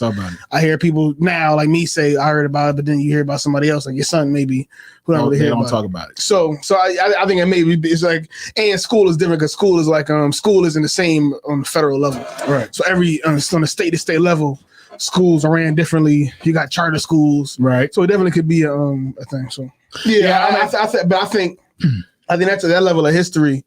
We shouldn't even really be relying on the school system, these public schools at least, to teach our kids about our history. Right. Anyway, so it's great when they do it, but when they at least tell us about the death and the destruction America was doing to everybody. Right. But we shouldn't rely on it because they only gonna tell us a half story anyway. It's crazy. Like I because of all the trouble that I got in my elementary school, I ended up at Martin Luther King. And they gonna tell you. And they told me. But you know what happened at Martin Luther King High School? Good. Kemet. Okay. They brought that. We went on a field trip. And we went to the place. We went to the place where the boy Jabari and them was doing the music video with Shaka Amos and shit. That one place, it got a lot of African stuff in there. In Atlanta? No, it's in Philly. It's a place in Philly. An African American museum? No, it's not an African American museum. It has like, it has the mask and the stat and the people to walk on stilts. And it's called the King. Huh? The King. It says nigga went to the King. To King, or nigga went to King. Oh, I went to high school. I went to King High School. You talking about his high school? Yeah. He said went to King. LOL. Yo, that's funny as hell, right? Why you talking shit about King like that? Niggas always talk shit about King. I mean, Imhotep. No, that's Emmett used to be, I think, either Mass Bomb or Dobbins. Emmett was a young high schooler. Yeah. So I don't know. I think it was Mass Bomb. Oh, that shit is it's you said what was that? It's called. You could just type in racist field trip. It's a black dude telling his white friends about a racist field trip that he went on. And they were that shit went viral like when a while ago. It was a little while. Shit was like that was when shit first started going viral. That was a while ago. That was like 10 years ago. Yeah. It was definitely like that. But so okay, so we know that according to Cap Naria, they make these movies to make us feel bad about slavery. So all right, now we got that. I said the same thing like 3 times. I was wrong. Sorry. I miss I believe they do it for money. He believe in doing the money. I believe slave movies. I believe they do it. I believe they do it to say. So they do it. Yeah, I believe they do it again and again because we always gonna watch. I was about to go watch the Will Smith movie. I want to see. I do want to still see it because I heard it was good. Yeah, I heard it was good. Yo, it's about the bull who got his back. It's about the bull who got his back. Like he was in the pictures and all that shit. Yes, that guy. It's about him. They said he was a Haitian. He was a Haitian brother. Yeah. They got another one out right now. That got brought to slavery. Teal is out. Oh yeah, man. That's another documentary. That shit. When they already made 5 other ones about the same topic. Yeah, they got Teal. Because the other is okay. I'm just saying it's definitely a great parallel between, like, I don't feel like the thing they're doing with the black and slave movies are any different than when they're doing with action movies. Right. They just rehash the same shit over and over again. But they take the old movie that was out. Shit is new. But I'm saying they already had 5 documentaries about Emmett Till. They did. There's a bunch of Emmett Tills from back in the day about Emmett Till. They're gonna have another one. They're gonna have another one when the black boy finally admit that he was there, and all the shit that's when it's gonna be the final. But you know what, that Till shit, the grandfather was a piece of shit. The grandfather let his fucking let his son go. Yeah, you a piece of fucking shit. Because let me tell you why. Because Emmett Till was in his care. You know what I mean? From Chicago. Right. Was in his care. That's if why you're an old ass man. You're supposed to die behiund that. Real shit. You're not supposed to be like, I'm gonna let these 2 white men come and take my fucking nephew. There wasn't no fucking police. Yeah, and then he was like, and then this is what he said. He said in that documentary, I thought they were just gonna take him down the road and just beat him. Just beat him a little bit. And bring him back. What the hell is wrong with you, man? That's the worst grandfather ever. He was scared. He was definitely he's the most coward, worst grandfather ever. He should have been like, I'm gonna go grab him. I'll be right back. and kill both of them. The crazy part is when they came into the house, he had a gun. Right. He pulled a gun. What state was that? And they still took his grandson. What state was that? Mississippi. It was fucking Mississippi. Money, Mississippi. He definitely had a gun. He was scared to die. Okay, there comes a time in your life. I'm pretty sure that I'm not saying everybody's gonna have this time, but there comes a time in your life where you like, especially if you living in those times where you're like, it's time to move and get up out of here. You know what I'm saying? Right. Like if you know that this cat is coming, these 2 cats talking about, and I'm pretty sure they came probably drunk as hell. You know what I'm saying? Like, bring that, N-word boy out here. You know what I'm saying? And then now he lets them take him when he should have said, hold on, let me go get this one. Let me go get this ratchet. I'm gonna bring him right to you. Wait right here. Yeah, wait right here. He should have been shooting from out the door. He should have been like Malcolm X's dad. I'm a man. Check it out. But check it out though. No, see, now niggas are take it somewhere else. It's so funny. The way you said it. Hey, look, but check it out. Oh God. Kill both of them, right? Good. And left. And then bounced to got in the car and went back home. It's the 50s. Yeah. You can get away with crime back then. Yeah. But you know what? They ain't had no damn fingerprint and all those forensics. But you kill a nigga, leave him there, you never go run away. You never go right. Bury him, feed him to the hogs. Real shit. You can cut him up, feed him to the hogs, and that's that. You know what's crazy? You know what's crazy? I don't know. I would have did that. Ain't no way. Ain't no way. I'm in my 60s. Ain't no way. If I'm in my 60s, I'm dying. It's ready. You can die. I'm going out with a blaze of glory. They would have had to kill me. No, I'm gonna give them. I'm not just gonna give the boy up like that. No. Cap, you want to live what? 5 more years? Maybe 10 more. The nigga was already like he was already like damn near 70. Maybe 15 more years. But you know what's crazy? And the boy was 12. His life was hell after that. You know what I mean? The grandpa. And that's you know what they try to make. I know this sounds crazy, but they made him out to be something special for getting on a stand and saying that's him right there. Hey, you know what, Sawab, you right. He does. That grandpa did have a defeatist mind, and it says he probably saw the worst of the worst out of these devils. Yeah, right. But at the same time, they're okay. Whenever you go in somebody's zone, now these are special requirements, right? When you're in the care of somebody else, then you have to put your life down to make sure that person is going to be good. And we talking about a literal child. We talking about somebody that was 12 years old. Right. I'm sorry. You're going to say that again? You talking about somebody not just in your care, but a child that was in your care. Right. Exactly. That your blood was grandson. Right, his grandson. His grandson went down to Money, Mississippi to go be with his grandfather. His family. So his mother trusted the grandfather to take care of him while he was down there. So when you're in the care of somebody, you're supposed to do it. Even in the scriptures, we can go into the scriptures. Definitely go into it. Remember when they came in a lot. No, I'm not talking about that one, but the one where the dude was like, "You could take my the wife or whatever." Remember when they was like, "Yo, tell this brother to come outside," and then remember, come on. Yeah, because why did he say that you can do this? Because he was trying to protect this brother who was in his care. I'm saying it was in Judges. Remember that's what sparked the war between Benjamin and Judah. Oh, Khan. Yeah, Khan. So what I'm saying is here, like, if this cat, like what Cap said to his point, that was the boy on the street, right? Salaki. Nah, but he's 12 years old. Right. He's supposed to die. You already old. Like, what the hell you know what I'm saying? We can look back at it in hindsight now and we can say, yo, this is what should have happened. But, you should have died. But it's like the same thing where we expect somebody like this man to do something that like the same thing with Gunner and them. You know it's similar. It's very similar. Like we expect them to do something that they're not going. Yeah, I guess when you think about it, you expect somebody, the average Joe back in Mississippi in the 50s, during the 50s, to stand up against some white. You talking about the same dude that would put his head down. You talking about, because you got to understand this. Before she sent Emmett Till there, she already knew probably because of the communications that she had with the grandpa. Mm-hmm. You know what I mean? Listen, when you go down there, you step across the street when you see a white person coming.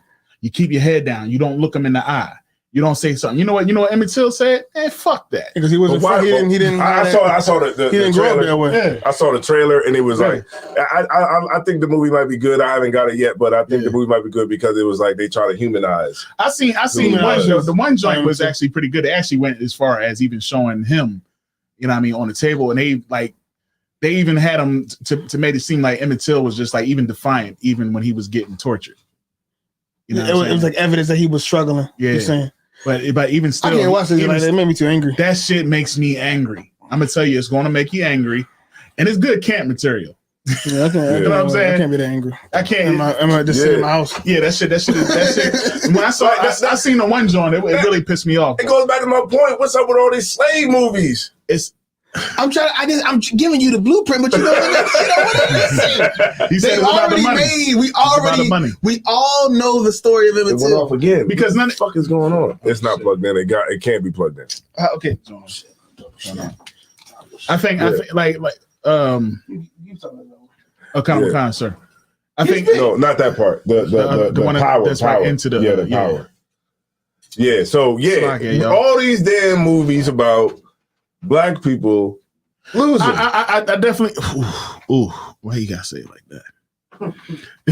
It gotta be something down there. I'm not saying it's everything. I know it's money, but it gotta be something. I definitely think it's something deep. You know what I mean? And that's the reason why they don't want you to admit. Oh, it's plugged in? Okay, so all you gotta do is just turn it off and turn it back on. Yeah, so that's the reason why they don't want you to admit that, you know what I mean, the Jews run the industry. That's right, S. Ross, scary coward. Can you drop a bomb for S. Ross, please? I was trying to get this whole I said the Jews. I didn't say. Can you drop a bomb for S. Ross, please? You can't say they run nothing. Oh shit! And could you drop another bomb? And could you drop I don't know nothing. And could you drop another bomb for S. Ross because she said that he should have been a protector and he fed him to them vultures. Really?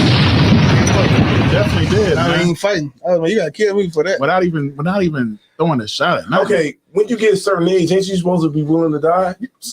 Excuse me. So what about this chick? You know what I mean? That's still alive. The one that's the wife. She ain't die? No, she ain't die. Which one? The wife. The one that got whistled at? Oh no, the one that got whistled at. The one that got whistled at. She was like, I think she died. No, she she's still alive, man. She's alive? Yeah, that's why the joint is coming back out, because the last documentary that they pulled out, they saying that they heard a woman's voice on the truck as well, and she the one who was like, yeah, that's him, and they said it was a black boy on the truck as well, and that's why it's new stuff that's coming out. And once this thing always comes out, because the book, like if you've been following these, the reason why these joints is coming out is certain things have coming out that's adding to the story. Yeah. So eventually what's going to happen if this black dude finally admits, yeah, damn it, I was on a truck, I was in the room, I held him down while they was doing the torture. You know what the crazy shit is? That posthumous conviction. Posthumous? Yeah, posthumous. Big words. Nah, but you're right. The posthumous, okay, George Stinney. Oh, wait. George Stinney, who was right. Yeah, that's the young boy. Yeah, who was the youngest one to die in electric chair. Yeah. And like 50 years later, they say, "Oh yeah, he's acquitted," but he's already dead for 50 years. It's pointless. Ain't his story the same? That's John Coffey's story. Sure. And that's what they do. They say a lot of these old cases. They say this person is posthumously acquitted of the crime. That's some bullshit. As if that means anything. You told him. Yeah, so shout out to y'all, man. You know what I'm saying? We drinking some of this. Let me see. That's called Revanchi, man. Look, y'all need to check this out right here, man. It's actually pretty good. Why you endorsing these people? They ain't giving no damn money. Yeah, they giving me some money. Nah, they taking all mine. They taking it up. Yeah. It's a reverse endorsement. Yeah, reverse endorsement. Yeah, shout out to Revanchi, man. They taking all my money. Look, I'm going to liquor.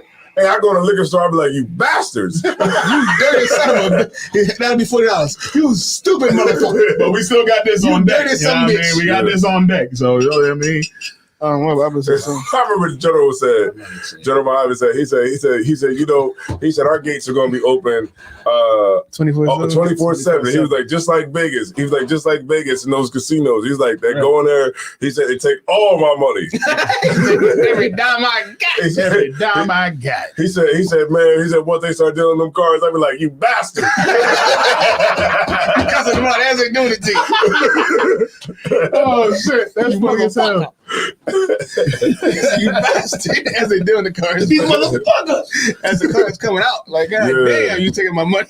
You're like, God damn, you bastard. Shout out to Shakara, man. Shakara up here. She said, my baby. Shout out to my baby. Don't hurt him, sis. Don't hurt him.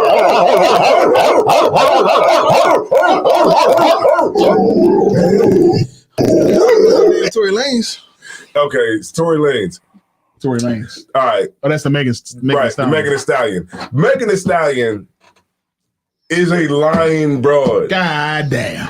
And it just shows you, and I'm going to just leave everything else. I'm going to throw it out there. But I think that there's some women out here that will lie all the way into the end. Yeah. It's like, all you had to do was say, this is probably why she's going to lose the case. Right. Because she lied. Because if she would have said, yeah, I did have sex with Tory Lanez, then that would have gave a motive for him to shoot her. Because feelings would have got involved. They could have said, hey, yo, this is right. And this is I'm breaking this down to y'all from what I heard a lawyer who's heard the case that broke it down. Right. Hold on, you want to say something? What, somebody? I was going to say. Oh. You showed him? Who? Go down? I'm saying show him. Oh, kind of. Like this? Yeah. That's what you want? Salon from Las Vegas? No. I was just saying, if what the hell are you talking about? What the hell are you talking about, bro? All right. Like, I saw where I want to control everything. You got it? You did it? Like, do what? I'm trying to see, like, you know what I'm saying? No, he's right. You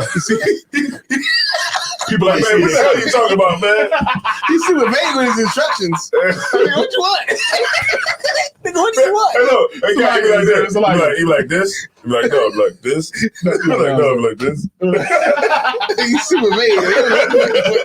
A nigga, tell you what you want. Like, do this. No, it's like, deal the car. Deal him, shit. Yeah. So, Megan Thee Stallion, right? She's gonna. If she would have said, remember Gayle King asked her, said, "Hey, are you having sex with Tory Lanez?" Of course not. Are you having? She said, no. Are you having relations? Right. She said no. She said no. She thought about it. Then that bitch laughed it off like. So I didn't have sex with Tory Lanez. Tory Lanez, I can't even say. When we all know you fucking Tory Lanez. Right. Everybody know you fucking Tory Lanez. It's like it's up, Kevin. So what's happening is that, you know, just not to be too long-winded about it was, okay. So it's make a long story longer. Okay, this is what it is. She went to, you know, her and Tory Lanez and everybody, they was at a party at Kylie Jenner's crib. Right. I mean, this story you about to tell is Tory Lanez's side of the story. Right. So he's in the pool flirting with Kylie Jenner. Okay. Megan Thee Stallion don't like it. You know what I'm saying? Okay. All right. She got an issue with that. Makes sense. But this is later on in the story. The beginning part of the story is that Megan Thee Stallion, according to them, right? According to him, she basically introduced Tory to her homegirl. And that was the original hookup. Kelsey. Yeah, Kelsey. That was the original hookup. Well, her homegirl was talking, you know, dealing with Tory Lanez, they having sex, blah, blah, blah. After Megan. So he fucking you Megan and her friend. Right, exactly. That'll kind of speed it up. Yeah. So they go to a party. Right. So they go to this party. Megan and Stallion end up leaving. She's trying to get Tory to leave. Tory not trying to leave. He like, look, I'm staying here with these white women, and I could give a damn about leaving with you. Right. So because he already hit it already. Right. He ain't trying to roll with you. He trying to get up on something different. You know what I'm saying? So boom. Finessed him 2 times. Yeah, he finessed them both of them. Yeah. So boom. Megan Thee Stallion leaves. Tory's still there. She leaves, but then she's like, oh, I left my slipper. Get the fuck. So hey, driver, turn this motherfucker around. I'm going back to get my goddamn slipper. God damn. But the real reason she went back was to go and get Tory. Yeah. So she comes out the party. So the girl, Kelsey, is still in the car. She goes in the party. She comes out with Tory.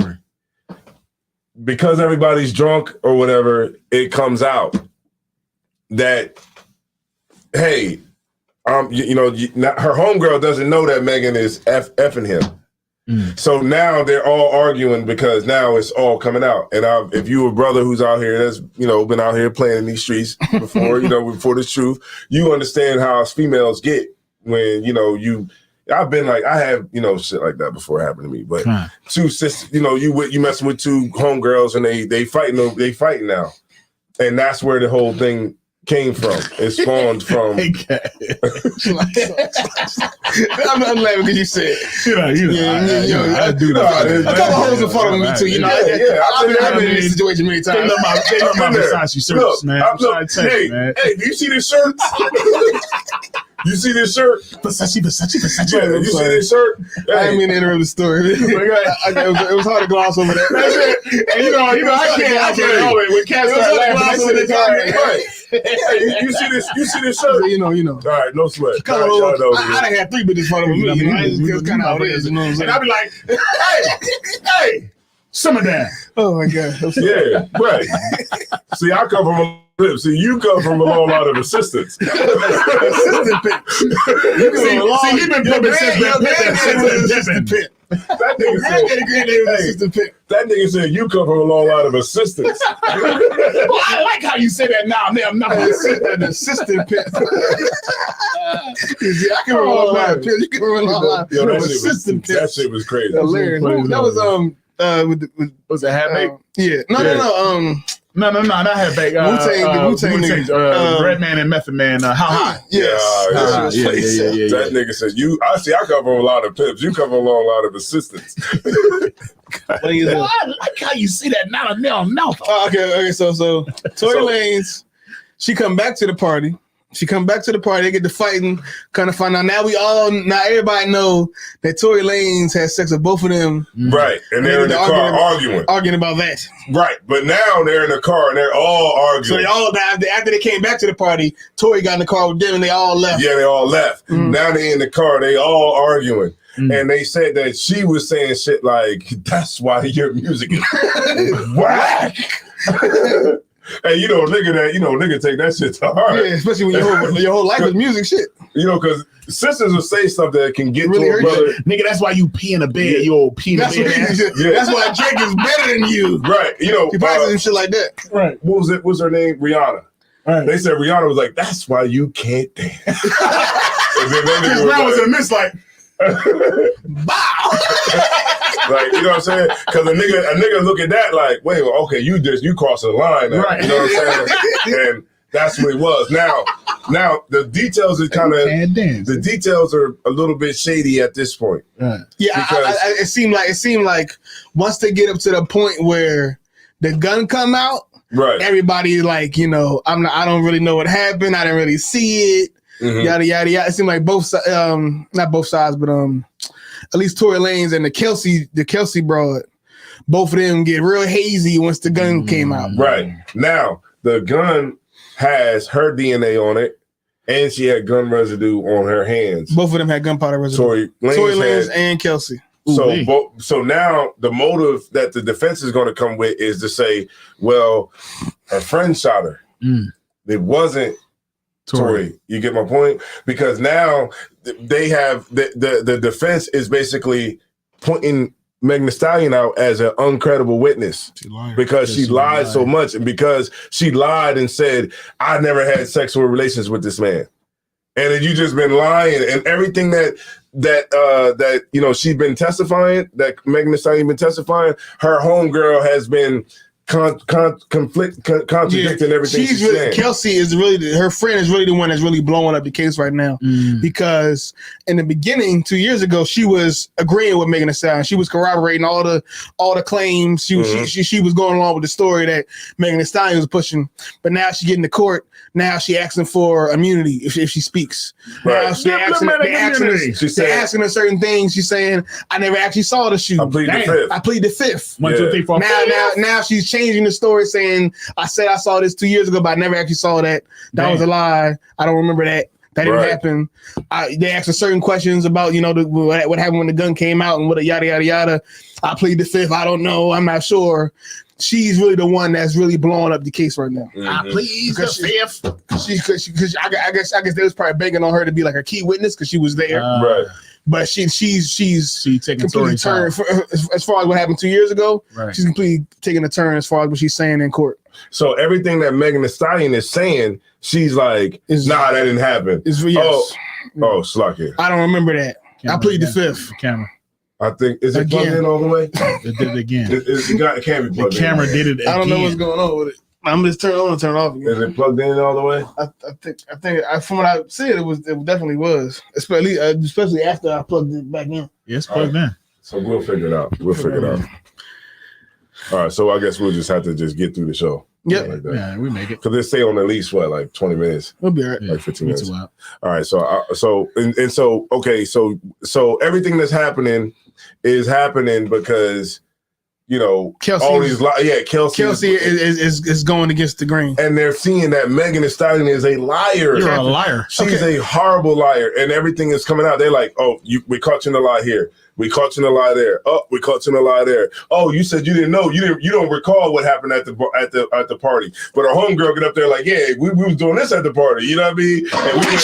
And we went back to the party. She like, well, they were like, well, excuse me, what did you what happened after y'all left? She like, well, I don't recall. Her homegirl get up there like, yeah, because you went back for the shoe. We went back for the shoe, and then you know what I mean, blah blah blah. Because he was talking to Kylie Jenner, blah blah blah, and then it's like everything that Megan Thee Stallion is trying to say is getting contradicted by once her homegirl gets up there. Damn, I think happened. I think that bitch was drunk. Megan Thee Stallion was drunk as all hell. Right. Mm-hmm. She got shot and somebody shot at her. And the first thing that came to mind was Tory did it. Mm-hmm. That's the first thing that came to mind. Luto did. Because she drunk as hell. She was already arguing with the nigga.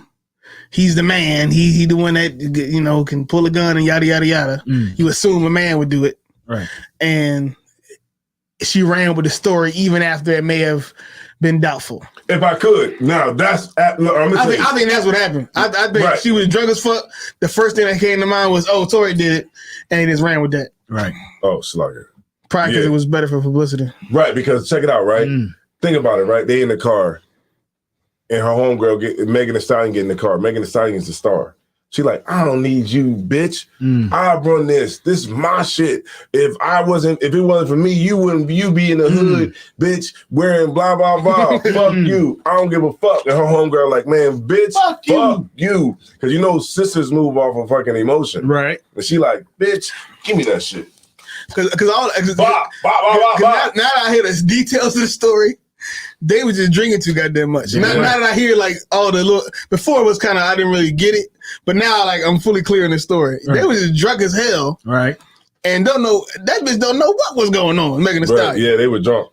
She was drunk up until them shells hit them ankles. She probably didn't feel that shit at first. She didn't feel that shit. She was twerking 2 weeks later. She didn't feel that shit. She was like, yeah, that shit I ain't feel none of that shit, bitch. But guess what though? This is crazy shit. She was in, when she showed up to court, Megan Thee Stallion showed up to court. She had on shoulder pads. She was dressed. That purple suit. She was dressed like professional. Yeah. And that made me think like, you know how like people show, like you ever see a sitcom where. She should have came down there like in sackcloth. You should have had like a veil on like this. You ever see? She should have had like this. You ever see? That's funny as hell. You ever see like, okay, you ever see a sitcom? You ever see a movie she where was like too good coming to the court? She was, man. Yeah, but I'm just saying, like, you ever see like a sitcom or a movie where a person might get into a car accident and they don't really get hurt, like but then when they show up to court, they got the neck brace on. And they roll in with the they roll in with the wheelchair and all that. It's like the theatrics. I think like, okay, everybody knows you're a hoe. Yeah, maybe not a hoe, but everybody knows this is what the what you push. When it comes to like court, it's like, well, I guess you can't dress like a hoe, right? Nah, she came in. She had a little shoulder pad. She wasn't dressed like she was dressed like a star. I saw them cheeks. Yeah. She wasn't necessarily like. She just kept it like professional. Yes, professional. I wouldn't say it was too professional. She still, you know what I mean? It wasn't too professional. It wasn't necessarily. It was red carpet. If I was on the team, if I was a pro, I would say you need to come with this motherfucker with a like fully humble, like you need to come with a freaking like a whole different person. She should have had an ascot. You know, I went there like this. I'd have went there with a body cast like. She should have came there with two cast around her ankle, just the ankle part.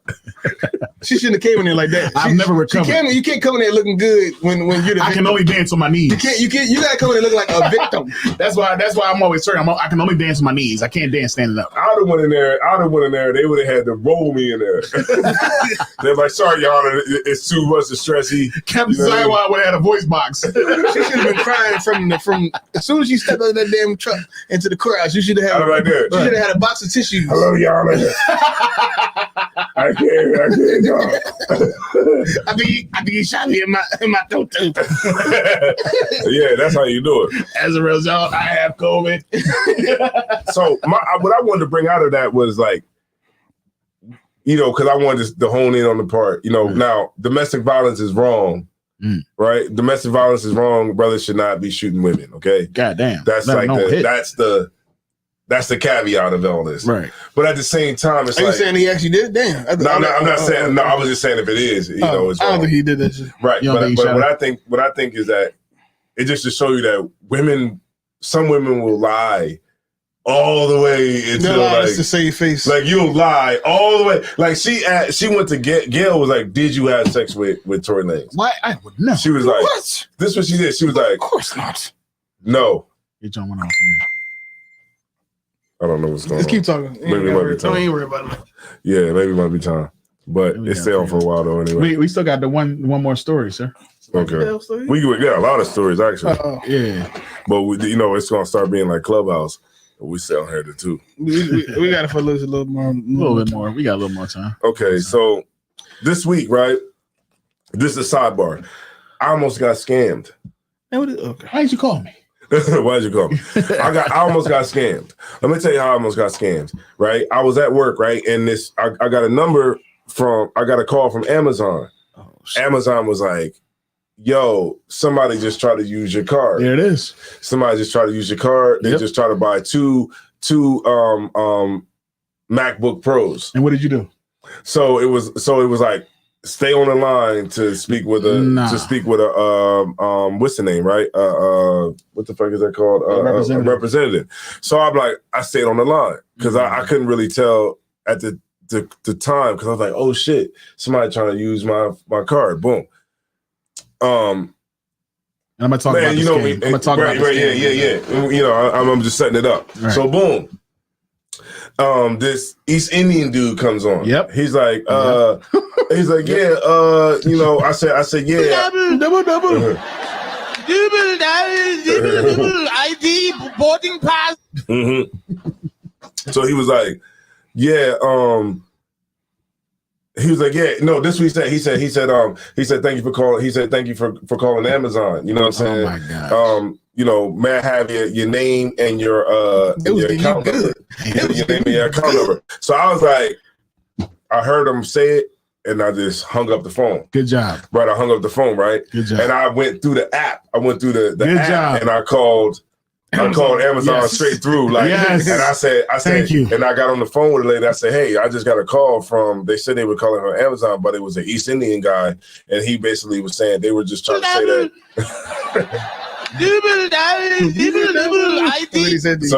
So she was like, what did they say? I said, well, he told me that somebody was trying to use my account to pay, and they bought, you know what I mean, some iPad. iPads. Amazon wouldn't even know. Would never. They would think it's you. So I said, so he was like, she was like, oh yeah, that's a phishing call. Yeah, absolutely.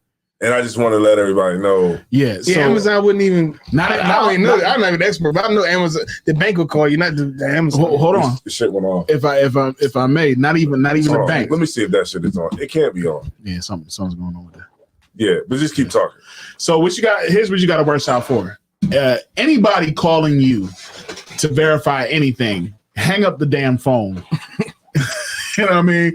And call your bank. If your bank calls and says, "Hey, we was seeing that there was a transfer, or there was some money that was being transferred to an account, or we see that you made these charges for $5,000, and what we want to do is we want to cancel your card and send you a new card. Is your address 1027 blah blah blah?" And you say, "No, that's not my address. My address is blah blah blah." Bam, they got you.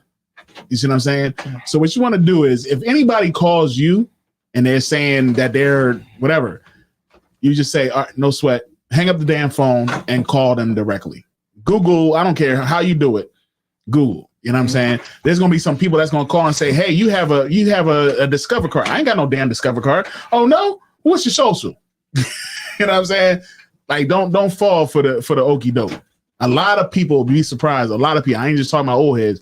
A lot of people are falling for this shit. God. I deal with this shit all the time. You know what I'm saying? And one of the major things is they know, believe it or not, they know your address, they know your phone number, they know certain things. They might even know your social. You know what I'm saying? But if they call in to verify, don't verify anything in information. Well, they know why they calling you. Because they want to verify it. Oh, you see what I'm saying? So they know it, but they sort of know it. So they're like, yeah, you're dang on social ends at 1928. No, it's 1948. Oh yeah, you're right. That's what I have here. You see what I'm saying? Yeah. Like, I think about it. My credit card got compromised not recently, but like a couple of times it got compromised. Mm-hmm. And every time it happened, I think it happened twice. And I realized that because my shit wasn't working. Right. They just cut, the bank never called me nothing. They just cut my shit off. We do that. Send me an email. Yeah. They just cut the they deactivate the card I had and send me a new one, and then send me an email telling me that. But nobody ever called me. But you gotta even be careful of the emails and the text messages, because now they'll port your phone number. They do. Listen, man. Today is the age. Listen, and this was that whole conspiracy theory about Russia and all the hacking that they do and stuff like that. All I'm gonna say is this: just don't give any information over the phone. Yeah, over the phone. Yeah. Don't ever click into any daggone text message. If you get a text message and says, "Hey, we need you to verify some information," follow this link. Don't follow the damn link. How do banks typically contact you then? Most cases, if we call you, we already have the information, so we'll never have to verify any information. Soon as we call you and we're like, "Hey," you know what I mean? I'm saying we, like, I give a fuck. Yeah. Nigga, you don't want to be calling. I don't. You know what I mean? My employees. Okay.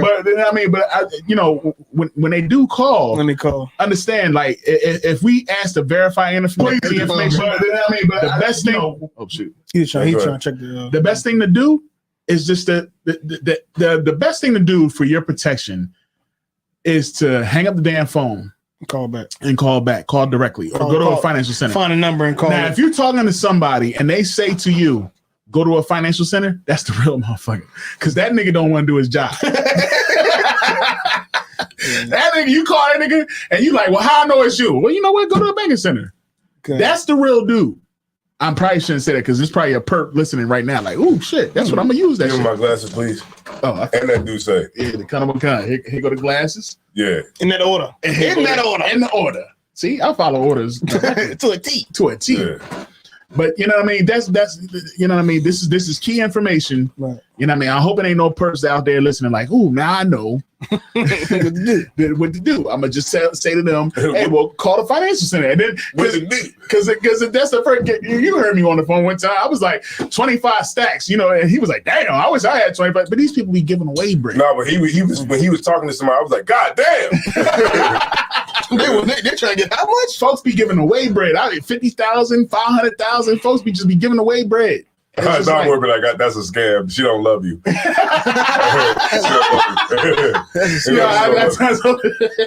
Like, she don't love you, man. You know what I mean? You sending 5 stacks, man. She don't love you, bro. Like that. You're not about to get married. Yeah. You know what I mean? I know you just met her. She ain't even a she.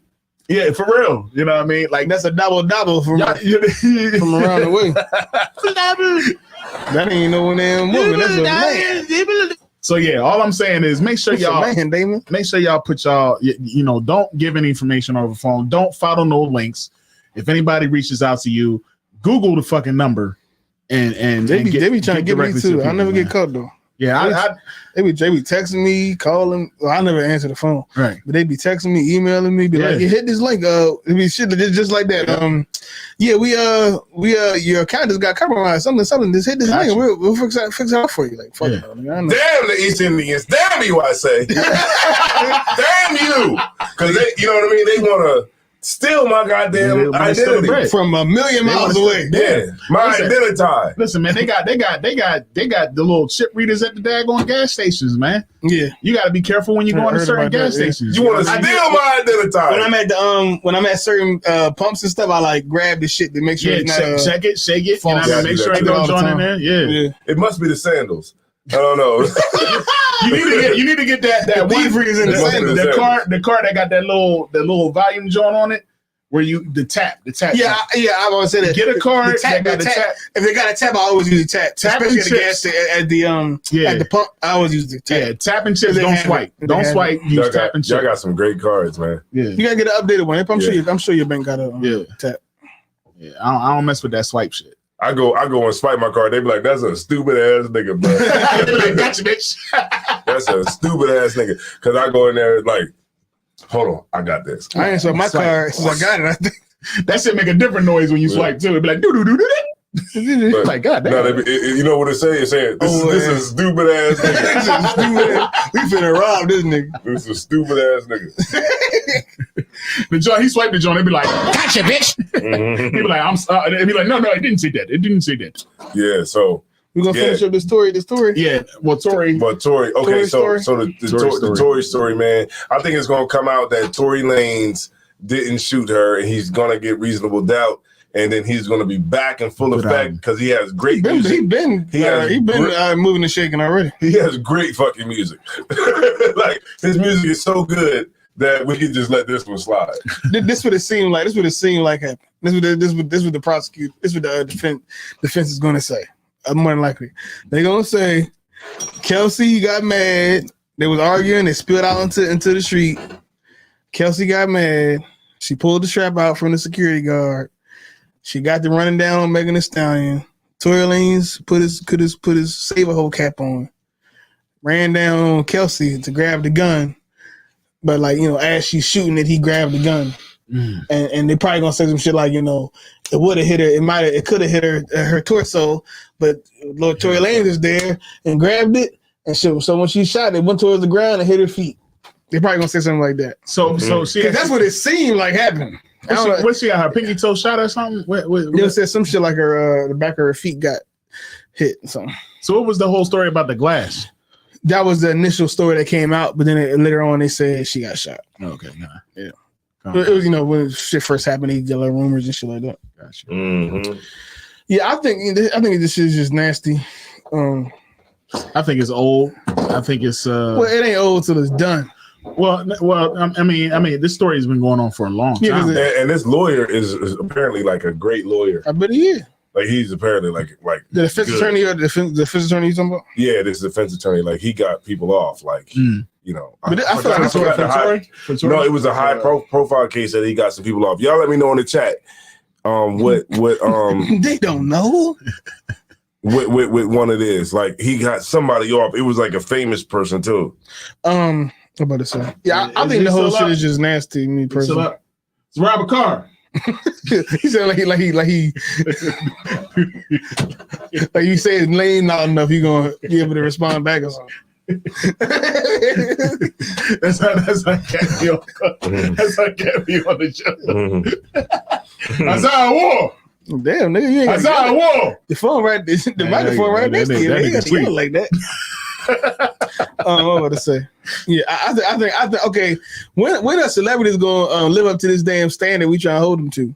As far as like, as far as not being just a couple of drunk motherfuckers fighting and shooting each other. Like it's all this like reverence to these people because they got talent and money, but they doing shit that niggas do every weekend. I don't. This story that we heard. That we've been hearing this past week or two, this past week, is the same drunk ass story. Right. People have been through. Now. It happens every week, every Saturday. Happening right now. Right. This goofy ass story about you fucking two hoes. They get mad about it, and then before you know it, y'all fighting and shooting and yada yada yada. It's like the same goofy shit. The only thing that separates Tory Lanez and Megan Thee Stallion. They can write a song about it. JoJo and Lele from Round Away is that JoJo and Lele ain't get a record deal yet. Right. They can write a song about it. They can write a song about it. And it'll relate to people who did the same shit. Okay. Yeah, people just need to stop. People, I think it's these stories are good to me because it's like it humanizes celebrities. Right. And shows you that they're just ain't no different. People with money. There's people that they're people they're that you can with sing. money. Yes, they're you with money. They're you with money, and you would just get drunk, do the same shit, fuck some hoes, right, and get the shooting, right, and fighting. What story would your life bring if you had money? Come on, it wouldn't. It would be this. It would be just, it would be this. A bunch of dumb shit. It'd probably be worse. You don't have no self control, and money doesn't give you self control. Right. It doesn't give you rules and guidelines. Right. It doesn't give you. Maybe I shouldn't fuck these two friends because they're friends. Maybe Tory Lanez all this money and singing didn't teach him. Hey, maybe I shouldn't fuck both of them because they best friends. Maybe that wasn't. Yeah. Maybe that's not a good idea. Maybe I shouldn't flirt because maybe I shouldn't go to the party and flirt with another bitch. Right. In front of the two bitches I'm already fucking. Right. Yeah. Maybe that wasn't the best idea. Right. You would think all this money would give some people some level of what's the word? This common sense, I guess. You want to smash the John that got a song with a girlfriend talking about go best friend? Yeah, maybe I shouldn't fuck everybody. Go best friend. But that's when you start feeling like I'm the nigga. I'm that nigga, I'm man. that you dude, know what I'm saying? I'm that nigga. And then and this is the result of that. You end up in court about some shit you probably ain't fucking do. Yeah, because I mean, look at where it's at. Like this situation went too far. Yeah, it's too far. You know, now it's all in front of the white folks and stuff. Fucking some hoes. Yeah, you know what I mean? When really both of them are your ribs, you know what I'm saying? Both of them really in real life are your ribs, and they gonna have to get along with it. Right. And who is this goofy ass security guard that had his gun just laying around? Yeah. Where the fuck was the nigga gun at? A lot of those security they just be niggas who get hired by the tip agency. Nigga Gunna just loose. Yeah. Nigga loose. I guess he Gunna. lost that job. God damn. Who the fuck is this gun nigga? Have some decorum with that gun. Put that gun up. Nigga be like, man, fuck God that. damn. What the fuck was the gun at? He like rap too. And, Security guard and driver like that. He like rap rap to the party. too. He like that shit too. He like the Draco. He like, the Draco left all 32 shots. Nigga like, nigga, we finna get crunk. Yeah. But he legal. He legal. He the only one legal. He legal, but he fucking. So he like, the gun is just. you know, he like this. He like, man, I'll smoke anybody. I'll kill a nigga for you, Tory. Yo. I'll kill a nigga dead for you. Yeah. Cause look, that bodyguard that's in the car, in the truck, he's smoking with them too. Yes, he been and he doing like this, yo, I don't give a fuck who out there. I'll smoke anybody. He like, yo, give me the word. I'll smoke anybody. So now, nigga, that's, you know, the rapper like, oh, yeah, this a cool nigga, man. I fuck with this nigga right here, man. You know what I'm saying? He's trying to be a driver for life. He trying to, you know what I mean? He just trying to be down. But this security guard is, you know, gonna do something stupid. Yeah, like leave his fucking gun where? Like in the center console? Or what the fuck he leave the gun? He leave the gun on the seat. But like, what the fuck was the gun at? The gun was like in that little pocket behind his seat. Hey. Where the fuck was the gun at? That these people didn't just grab it like that. Tory be like, yo, man, where the gun at? He be like, oh, shit, I left it in the club. I was fucked up. I left it in the section. God, turn around and get the gun. Jesus. And like, yo, hey, turn back, man. Turn back. I gotta go get my fucking gun. Jesus Christ. Look. Then he get to the club and they like, yo, nobody can come back in. He like, yo, I'm going in. One way or the other. Now that starts another problem. Just like, all right, you ever, you know, when you go to school with people and you get older, you forget people's names. So I see brothers all the time. They be like, "Yo, what up?" They call me by my name that I know. They be like, "Tree, what up, Tree?" Yeah. So they be like, "Yo, what up?" So I be like, "What's up, man?" And I don't know the nigga name. Hey, but because the nigga know me, you know that you know him, but you don't know his name. Right, I know his face or whatever. Yeah. It happened to me a couple times. Yeah. Right, you know, that shit happened to Cat a lot. It's like a lot. It's like a kid, it's like because you know from like elementary or something like that. Now you realize it's like a kid face with a beard. Yeah, I feel like that real shit. I be catching Cat every time we be out. Cat, he be like, all right. So brother be like, yo, what's up, man? Yo, what up? You know, he really knows me, my brother, and everything. So he like, yo, what's going on, man? Yo, man, how y'all brothers doing, man? What's going on with your brother? I'll be like, oh, he shit. good. And then I'll be like, okay. So I don't want to be rude. So I'll be like, he be like, yo, take my number down. And I'll be like, okay, yeah. So he started saying his number, but I don't know what to save it under. What you go by now? So that's what I said. I'll be like, what you go by now? And he'd be like, yo, they call me Bricks. What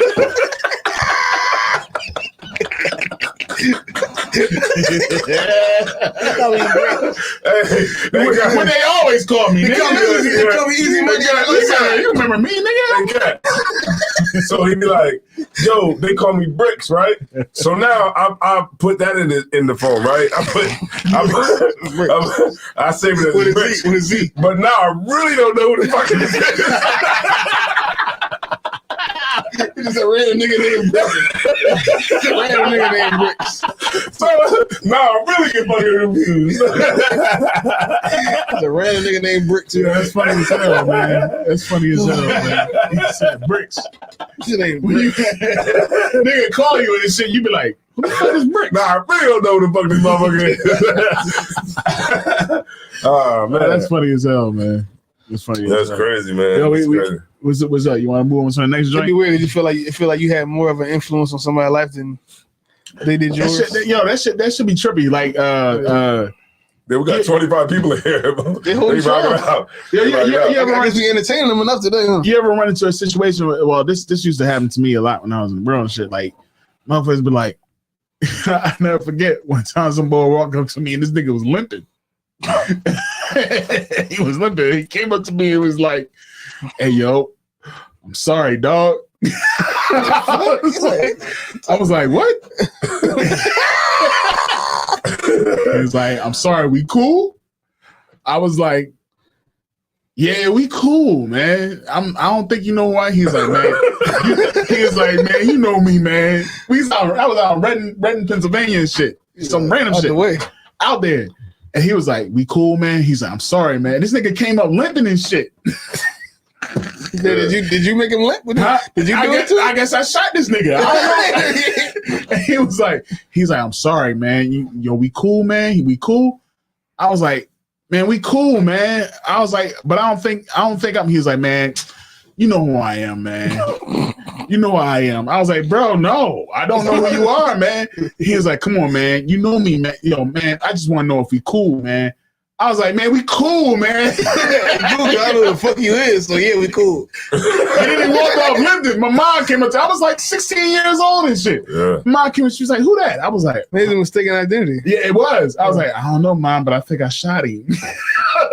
She was like, what the fuck?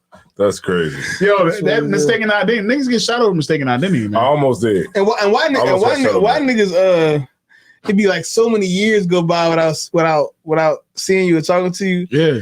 And when you do see them, they acting like we just been friends this whole time. Like, it's cool. Right. Yeah, I had some weird shit like that. I had some weird shit like that. Mistaken identity. Nigga, I don't even know you no more. He's right about that shit because that almost happened to me, man. You told me about that. You said you was at the hotel party or something? Yeah, I was at the hotel party, man, and these niggas came in the room, and one of the niggas like looked at me. He left out the room. Then the other nigga came in, and then like he kind of like looked at me or whatever, and then he like walked out. And then another nigga came in. I'm like, what the fuck is going on? And then the girl who I was with, she walked out there. You know what I'm saying? Because they were there for her. She walked out there, and then I'm in the room by myself. And then the nigga came back in. And he was like, yo, man. He's like, yo, man, it's crazy because he was like, I thought you was somebody else. You know what I'm saying? He was like, yo, I ain't even gonna hold you, man. He was like, yo, I was calling niggas.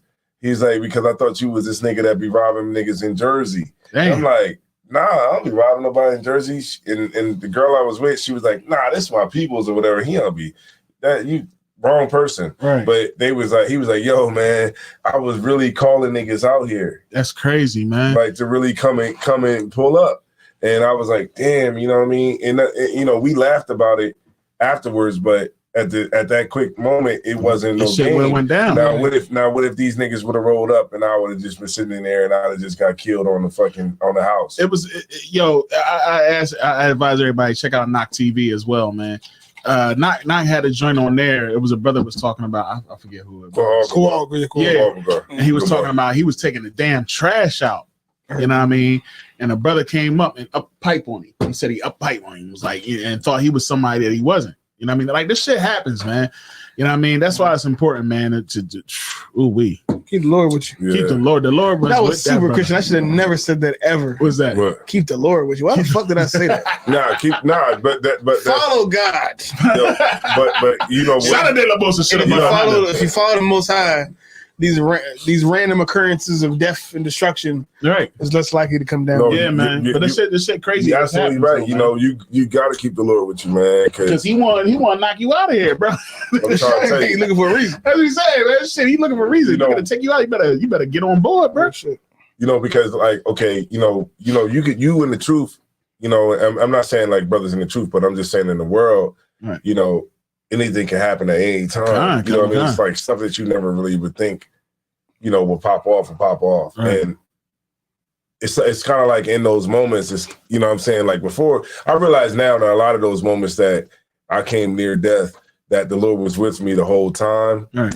You know what I'm saying? So I realize that now, you know what I mean? But when you in it, you don't know, you know what I'm saying, that the Lord is really with you. But I've had times, man, where, that gun came out and I was just like, I didn't know if this nigga was going to pull the gun or not. And, you kind of, it's like you're in a situation where, he decides whether you're going to live or die. You know what I'm saying? So you got to kind of run, you know what I'm saying? Better run. Run like your goddamn life depends on it. Right. Because this nigga here does not, you know what I'm saying? That's the worst feeling in the world. You know, you get a gun pulled on you? Yeah. Hell yeah, man. That shit is crazy. I had it a couple times. And that gun, and this nigga pull out and whenever they do that, they pull out a big old gun too. You know what I'm saying? They pull out the Yosemite Sam. You know what I'm saying? And that shit, and you realize like, okay, my life is in this nigga hand. However he feel that he want to, what he want to do. You know, so they used to do stupid shit like that. You know what I mean? When I was growing up, I'll never forget, like we was just hanging around, just me and my homies was walking around and shit, and these niggas pulled up in a fucking Jetta, like boys in the hood.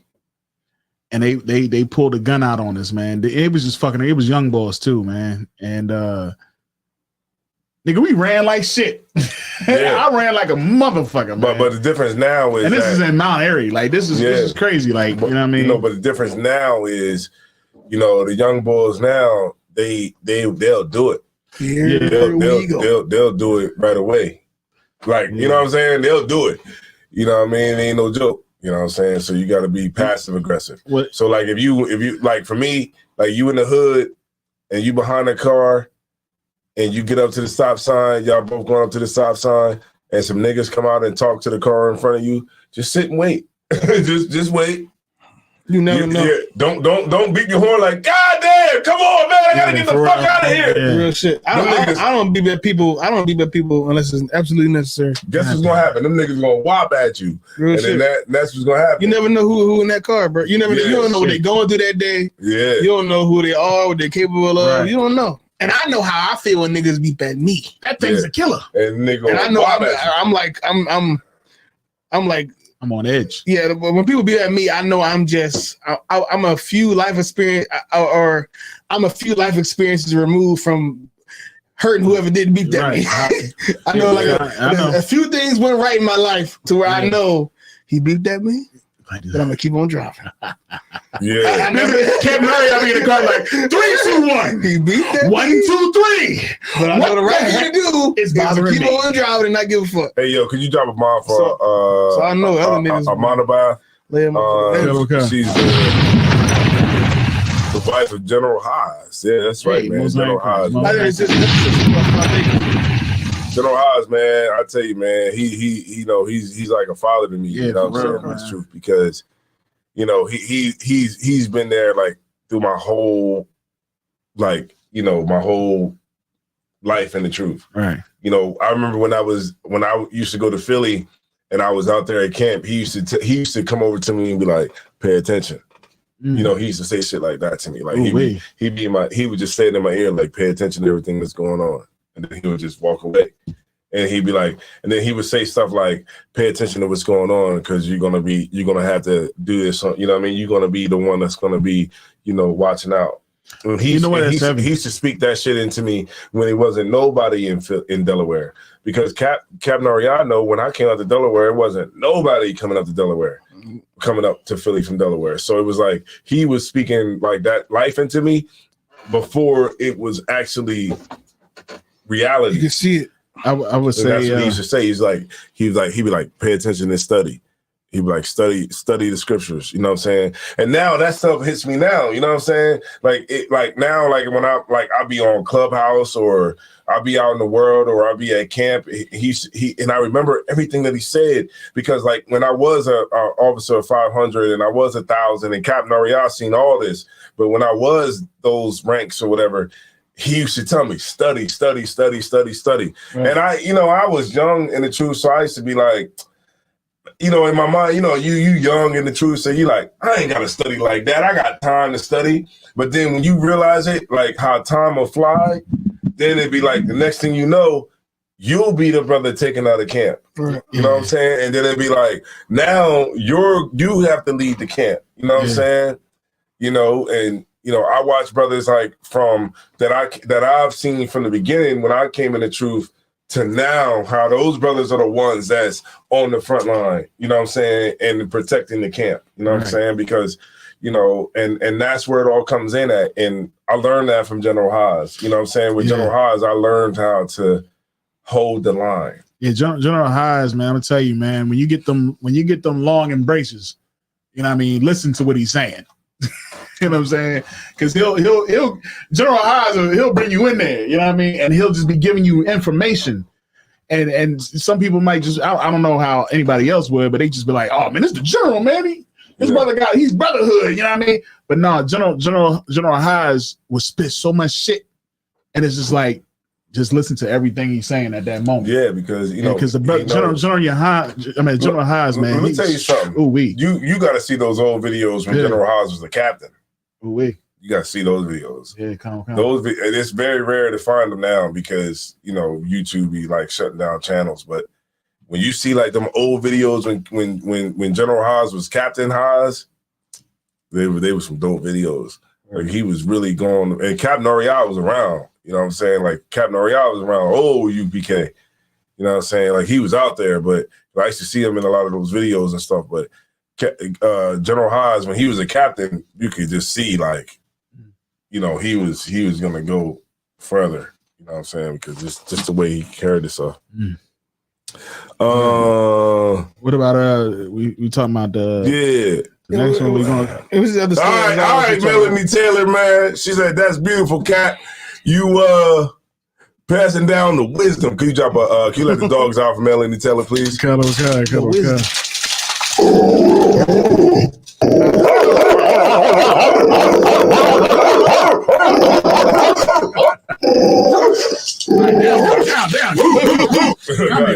That last dog. That nigga got the last dog don't let it go. He don't let it go at all. When you get that dog, you doing something right. All right, so what y'all want to do? Because it's like 26 people in here. I mean, do y'all want to just end it now? What's the last story he told me? The boy Twitch. Oh, that brother killed himself. The boy killed himself. Yeah. I was prepared tonight for like topics. I thought it was like some Clubhouse shit. Hey, you know what I mean? That's what it is. That's what we need to start doing. We need to start going live on Clubhouse too. It's almost 1:00 in the morning. Damn, for real? Yeah. Ooh wee. We've been on for almost 3 hours. Up. Yeah. My red probably watching right now. Like, yes, it's 1:00. Precisely. Yeah, like it's like Clubhouse. You got to be ready for the 4 hours. You got to be for a long haul. Yeah. Like Clubhouse, they will talk about a conversation for 8 hours. Yeah. I'll be like, damn. Recycle people and just keep on. You will lose your job messing with Clubhouse. It's like in Clubhouse, it's like, well, we didn't pick it down to the bare bones, so we brought out the history and the knowledge. We watched documentaries. We read a couple books. So we argued, we debated. Right, I think it's now we're going to go to the next room for 8 hours. Did y'all want to touch on it? The boy killing himself? I got a couple. Yeah, Twitch. Kind of. Now, I got audio. Okay, kind of. All right, so I got the audio to kind of put it in. What, you got him dancing before he died? Oh shit, so like. No, I don't have that, but I can get that if you want. We don't need to watch that. No, we don't need to watch that. Audio, but it's crazy how somebody can really pretend. Yeah, but it's this story. I'm not sure if this is super big news, but this is it's a brother who he was the DJ at Ellen DeGeneres, and he recently about a week ago. Producer too, wasn't he? Didn't he produce the show and all that stuff? He do a lot of stuff with that. Yeah, he was pretty up there. I'm gonna pull the audio. But he was working for Ellen DeGeneres, and he killed himself about a week ago. Damn, because like I'm out in them, they out of camp right now. Well, they on TikTok. Oh shit! It's because like I'm out. They live on TikTok at camp. Wait a minute. No, this another nigga name because like I'm out. Could you turn your joint on? You're doing a late night camp. I think your camera against. I think I know what it is. What is it? What happened was that the settings got reset, and now it's not on streaming. It has to be on streaming. Oh, the camera itself is not on the camera has to be on streaming. That's what it is. I'll make sure I have it right for the next one. Slide it this way. Though. Slide it. Hold on. Yeah, you good. George. I don't think people give a fuck at this point. Yeah. All right, crazy. So let's see. All right, so inbox. Let me go, Captain. Dang, you're going through all the Rolodex, ain't it? Okay, Captain Oriya. Okay, here we go. So now I'm gonna play the audio of. They're saying that this dude Twitch, he committed suicide because of this. All right, and I'm gonna play it right now. Here we go. Hold on. What the fuck is it? Oh, here we go. Based on a company that behind the scenes was a complete. Hold on. Here's how this ad absolute nerd stole billions of dollars from customers based on a company that behind the scenes was a complete house of cards. This moron, Sam Bankman-Fried, was made out to be an absolute god in the crypto world. He was reportedly worth $16 billion, had multiple multi-million-dollar homes, private jets, naming rights to the Miami Heat Stadium, donated $35 million to political campaigns, was on the cover of Forbes magazine, and even testified to Congress, ironically, on how not to allow exactly what he did. Here's the simple explanation. Sam Bankman-Fried owned two companies, FTX and Alameda. FTX is a crypto exchange. Users deposit money into an account. That money stays on the FTX platform, at least it's supposed to, and they can trade cryptocurrencies. Pretty straightforward. The second is Alameda. Alameda is a hedge fund or investment company. They trade stocks, cryptos, etc., and hope they go up in value. And as it turns out, they were awful investors. They invested a boatload in a few different cryptos that literally went to zero. And here's where the criminal actions begin. To cover the losses that Alameda had from the cryptos going to zero, FTX loaned their customers' deposits to Alameda, and they did not inform customers that this was going on. They all came to a head when one of FTX's competitors, who actually happened to be a big investor in FTX, found out about this unethical lending and sold billions of dollars worth of investment in FTX in one day. And then they went ahead and tweeted about this lending and caused a run on the bank. Everyone said, I'm going to sell out of FTX right now to get my money back before I can't.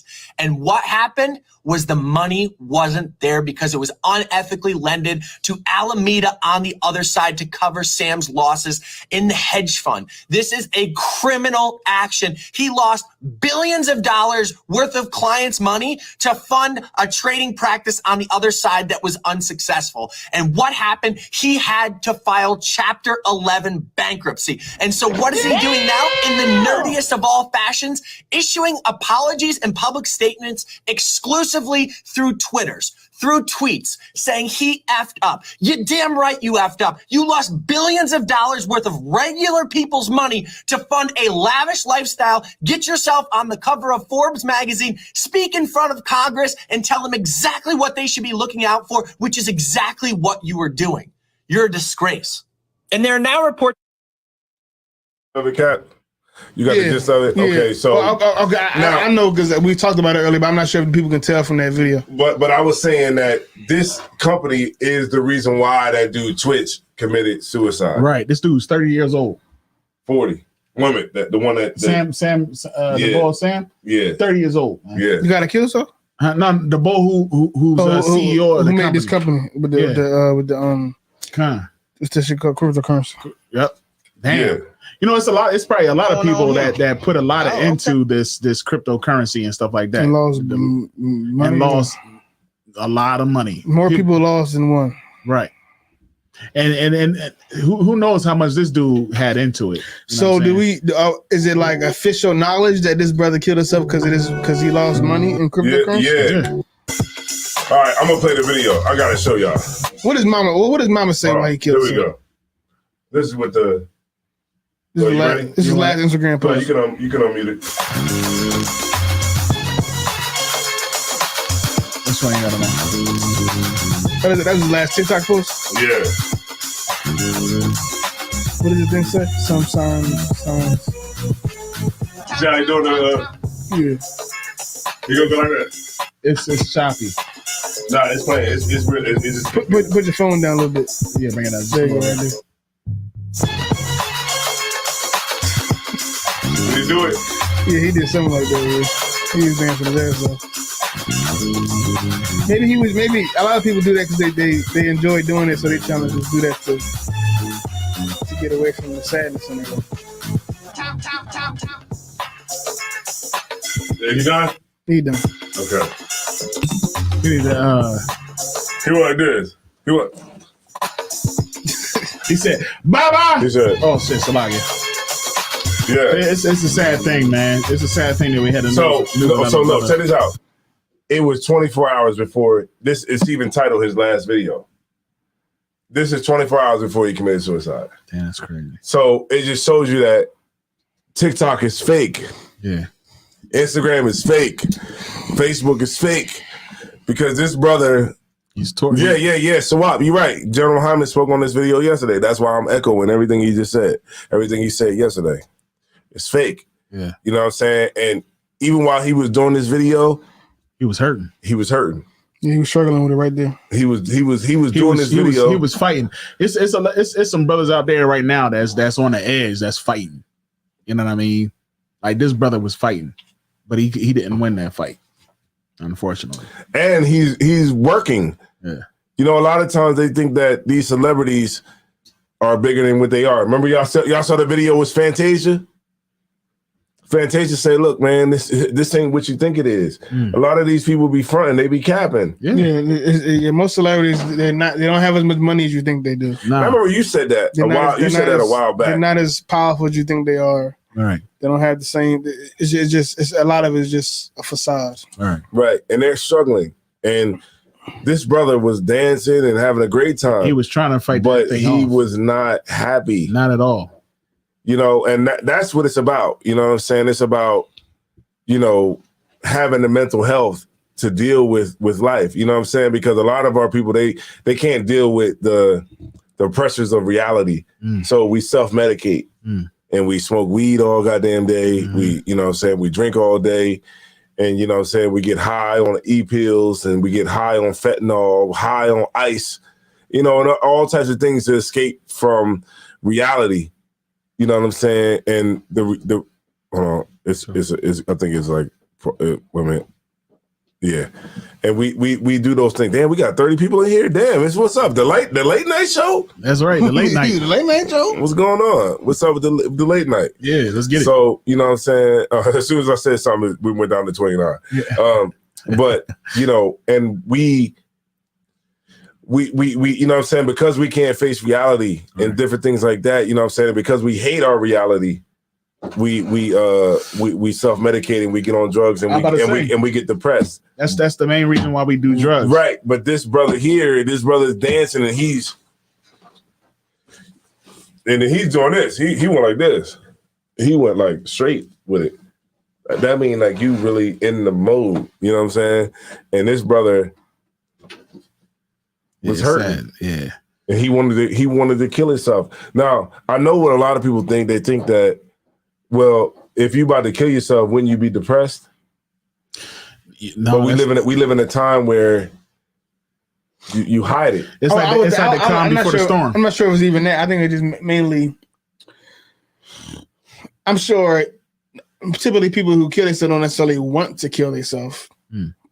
I'm sure he was probably struggling with it. Like we were saying, he was struggling with it, but he probably just trying to find happiness or find a reason to live where he can. But that's real though. Like a nigga, you know how a nigga be like, I want to kill myself. And the people like, oh man, you know, just hit You're me. A good man. They give you the prayer emojis. Right. The people that do that don't never kill themselves. Which is really right. They never do it. But this brother was real. There's a difference with that. Oh, sorry. Let me put the camera on you. No, I'm saying he did it. Yeah, people that be talking like, "Oh, I'm about to kill myself. Oh, I don't want to live." People that do a bunch of talking about killing themselves typically don't do it.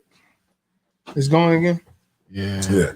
Goddamn. So, because you go, just turn it on so you can drop this heavy. You about to drop something heavy? You about to drop something real heavy. It's knowledge. You about to drop something heavy. But I was just saying that. I gotta put it on streaming, but we'll figure it out. And we'll just do it after we. This will be our last story. Yeah. All right. So okay, it was on you. All right. I was just saying, people typically that do a bunch of talking about killing themselves never actually do it. They're just saying that for attention. Right. People give half-hearted attempts at killing themselves. You swallow 5 pills, and now we supposed to rush you to the hospital and feel sorry for you. Those people are just doing it because they want to gain a level of attention. They want people to feel sorry for them. Well, a lot of people that actually kill themselves, they don't really talk too much about it. They just do it. Mm-hmm. Then they wouldn't even know they was about to do it. So that's kind of how it is. Yeah, and this is, shines a light on mental health. Remember we talked about mental health earlier in the show? Right. Like that stupid ass nigga these stupid ass niggas who claim that they Jesus. Right. Mental health. Right. And maybe we could do a show on that. Yeah. On mental health. We could pull some statistics and really get into it deep, just to show the particulars when it comes to that. Right, because they don't care. This world don't care about mental health until it starts affecting their people. Right, because those mental health people, they be under the bridge. Right. They be under the bridge. Like they be in the tent city. Like they didn't care when it was the crack epidemic, but they care when it's the opium epidemic. Right. You know what I mean? Yeah. So they don't care unless it's affecting them. So we need to take the initiative to care about when it's affecting us. That's right, man. You know what I'm saying? So we got more topics, and I guess I'll just save them. Yeah. I'll just say if I was over prepared this week, that's how I'm gonna come every week. I'm gonna come over prepared. That's right. Because it seemed like we have, good shows when we over prepared. Kind of right. Because sometimes we be just like, okay, we got 5 stories. Okay, let's go on. But man, look, we need to have 10. Right. I write down everything. Talk about 2 of them. Right. Yeah. Talk about 2 of them. and then go into the sidebar conversation. Yeah. Sidebar to get us through. Don't it? Yeah, definitely. I learned about the sidebar on a Clubhouse. Right. The sidebar. Because look, I'm gonna tell you something. You got to keep the conversation on Clubhouse going forever. Right. Okay. So Clubhouse is an amazing platform. 4 hours, like separated time. Right. God. So whatever you bring out on Clubhouse, you're gonna talk about it. Yeah. For 4 hours. All right. That's a long. Keep fighting. That's niggas. a long goddamn time. That's the line for the night. Keep fighting. Yo, niggas. I knew it was long because I said, Captain Kaiser, how long did we got to be in this room? He was like, yeah, the sister will tell you. God damn. Jesus Christ. Jesus Christ. Yeah. Okay. Yeah. So while I said I'm thankful, I'm in the truth with all of you. Thank you, Commander Jim Yana. That's right. Most all right. Shout out to you. Can you drop a bomb for the brother? Because it's moving. Y'all know what tomorrow is, right? The sister said, and this holiday is going to push some of them completely over the edge. That's right. You don't bring them gifts home, you're gonna be a bad father. Right. And that's horrible. That's something that we definitely want to go into before it really go down. Yeah. Maybe next week we're gonna talk about that whole Christmas thing and how niggas is killing themselves for this shit. And you know what I mean? How people is committing robberies for this shit. Like, it's a lot. Right now. I just wanted to just reaffirm what you were saying. Y'all make sure y'all check out the the show that comes on with Ashar Kapan and them. On Sunday. Yeah. That's gonna be heavy. Let It Be Known. Let It Be Known. Yeah, the Let It Be Known podcast. Yeah. And it's gonna be dope because these brothers actually put a 2-minute commercial out. Yeah, they did. On this show that's coming out. They did it. Commercial. I ain't never seen nobody do that. He stepped it up. He said, Cap. And he said, General, can I play this 2-minute video, real quick, this commercial real quick, during General Muhammad's class. I was that's dope. These brothers pushing it. Yeah. So make sure y'all check it out. It's gonna be on Christmas. Yeah. So that means we're gonna be on Christmas Eve. That's right. Yeah. So Christmas Eve. Right when Santa Claus is coming. Right when Santa come down your chimney. Yeah, we're gonna be on. We're gonna be right there waiting for him. Yeah, so they're gonna be on Sunday. We will be on Friday. Yeah, we're gonna be on 24th. Yeah, we'll be on Friday. Yeah, make sure the 25th, the 24th is Saturday. Yeah. Right. So yeah, we probably be on the 23rd. It's one of them days. But make sure y'all subscribe. Make sure y'all subscribe to the Root and Speech Vidcast channel, man. We gonna have more videos that's coming out, more skits that's coming out. Yeah. The only way that you're gonna know is if you subscribe to the channel, man. Yeah, Root and Speech Vidcast 3.0. So if you go on YouTube, we got our first 100 subscribers. Mm-hmm. And you know what? It might not seem like it's a lot. But at the same time, like when I look at different things on like different videos on subscribers and stuff like that for YouTube, the 100 mark is like the milestone. Right. You know what I'm saying? It's like a milestone to get to 100. Yeah. And we did it. You know what I'm saying? We got there. So now the next milestone after 100 is 1,000. Yeah, 1,000. You know what I'm saying? And it's kind of like almost like as if it kind of catches on after 100. Yeah. So we got the 100, and we want to go to more. So we want to go to 1,000, and so the only way we're gonna be able to do it is with y'all. For real. You know what I'm saying? So y'all watching, appreciate man. it. We had fun. Vidcast, you type that in, Rude and Speech Vidcast. Just click on the icon. It's a cartoon icon with myself, Captain Arya, and Isaiah War, and you know what I'm saying, we up there, you know what I'm saying? So if y'all could do that, we greatly appreciate it. Word. Tomorrow is the Feast of Hanukkah. That's right. You know so we'll be in Philly. Commander Junior Hana's gonna be shutting it down, you know what I'm saying? For the feast, you know what I'm saying? We merging, we bringing food. Oh, we bringing our food. My red bringing them beans, man. She gonna have to get a bowl like just to the side. Yeah, I'm gonna put it to the side. A bowl to the side. I'm gonna put it's going to be labeled Delaware. Yeah, just a bowl, like you know what I mean? Just a side bowl. Right. You know what I'm saying? Just so I can make sure I get me some. Yeah. We're gonna merge our food with Philly. Philly gonna merge their food with us. Yeah. And we're gonna do it right. You know what I'm saying? It's gonna be lit. Hey, look, and it's on Saturday. And it's on a Saturday. So you know what that means? We ain't gotta get up the next day. Yeah. You know what that means? Y'all still going home at 9 o'clock. Stop no, here. I'm not going home at 9. Who going home at 9 o'clock? I'm not going. No, me? I'm going home at 9 o'clock. No, I'm talking about Zao. That's what I'm saying. I'm like, wait a minute, hold on, me? But you might be right. I'm gonna send my red. They gotta bring 2 cars, huh? 2 cars. 2 cars. Again, that would lose. This is the last one. You gotta put it back on. So, but yeah, I'm staying out. We're gonna bring in 2 cars. The kids and the rib go home with her. I'm out. So if you gotta go home, then just take my rib home. She can roll. They can roll together. Jump everybody on the way there. Matter of fact, she would go hard with the daggone remote control car.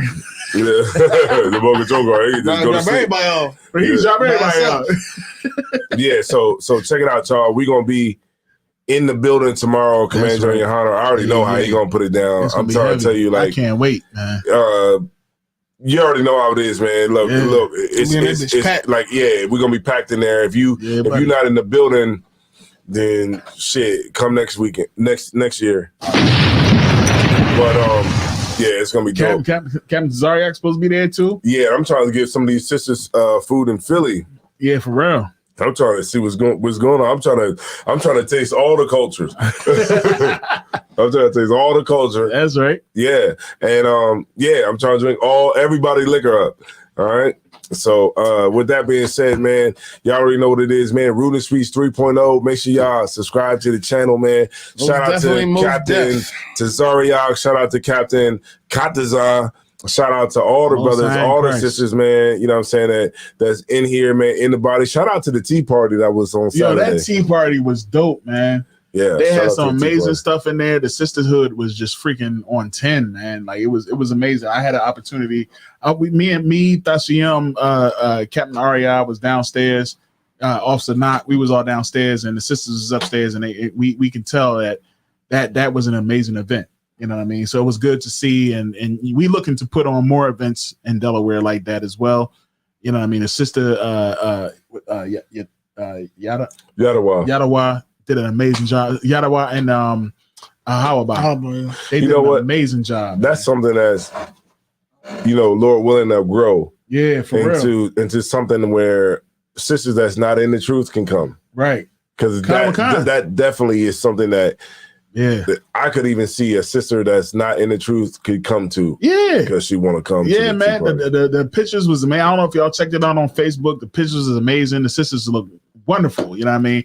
And when somebody put up a video or a picture, said the Sisters of ISUBK has been canceled because no drama. Due to no drama. It was no drama. And like the sisters, it was lovely. And y'all, I look forward to y'all building upon. Right. We need to hone in on that and then keep it up. For real. All right. So shout out. So we're gonna be in the building tomorrow. I don't know if y'all not there, then tune in online. Yeah. And you know what I'm saying, y'all can be there too. That's right. But with that being said, man, you know what I'm saying, this is Rude and Speech. Mm-hmm. And with that being said, Rude and Speech.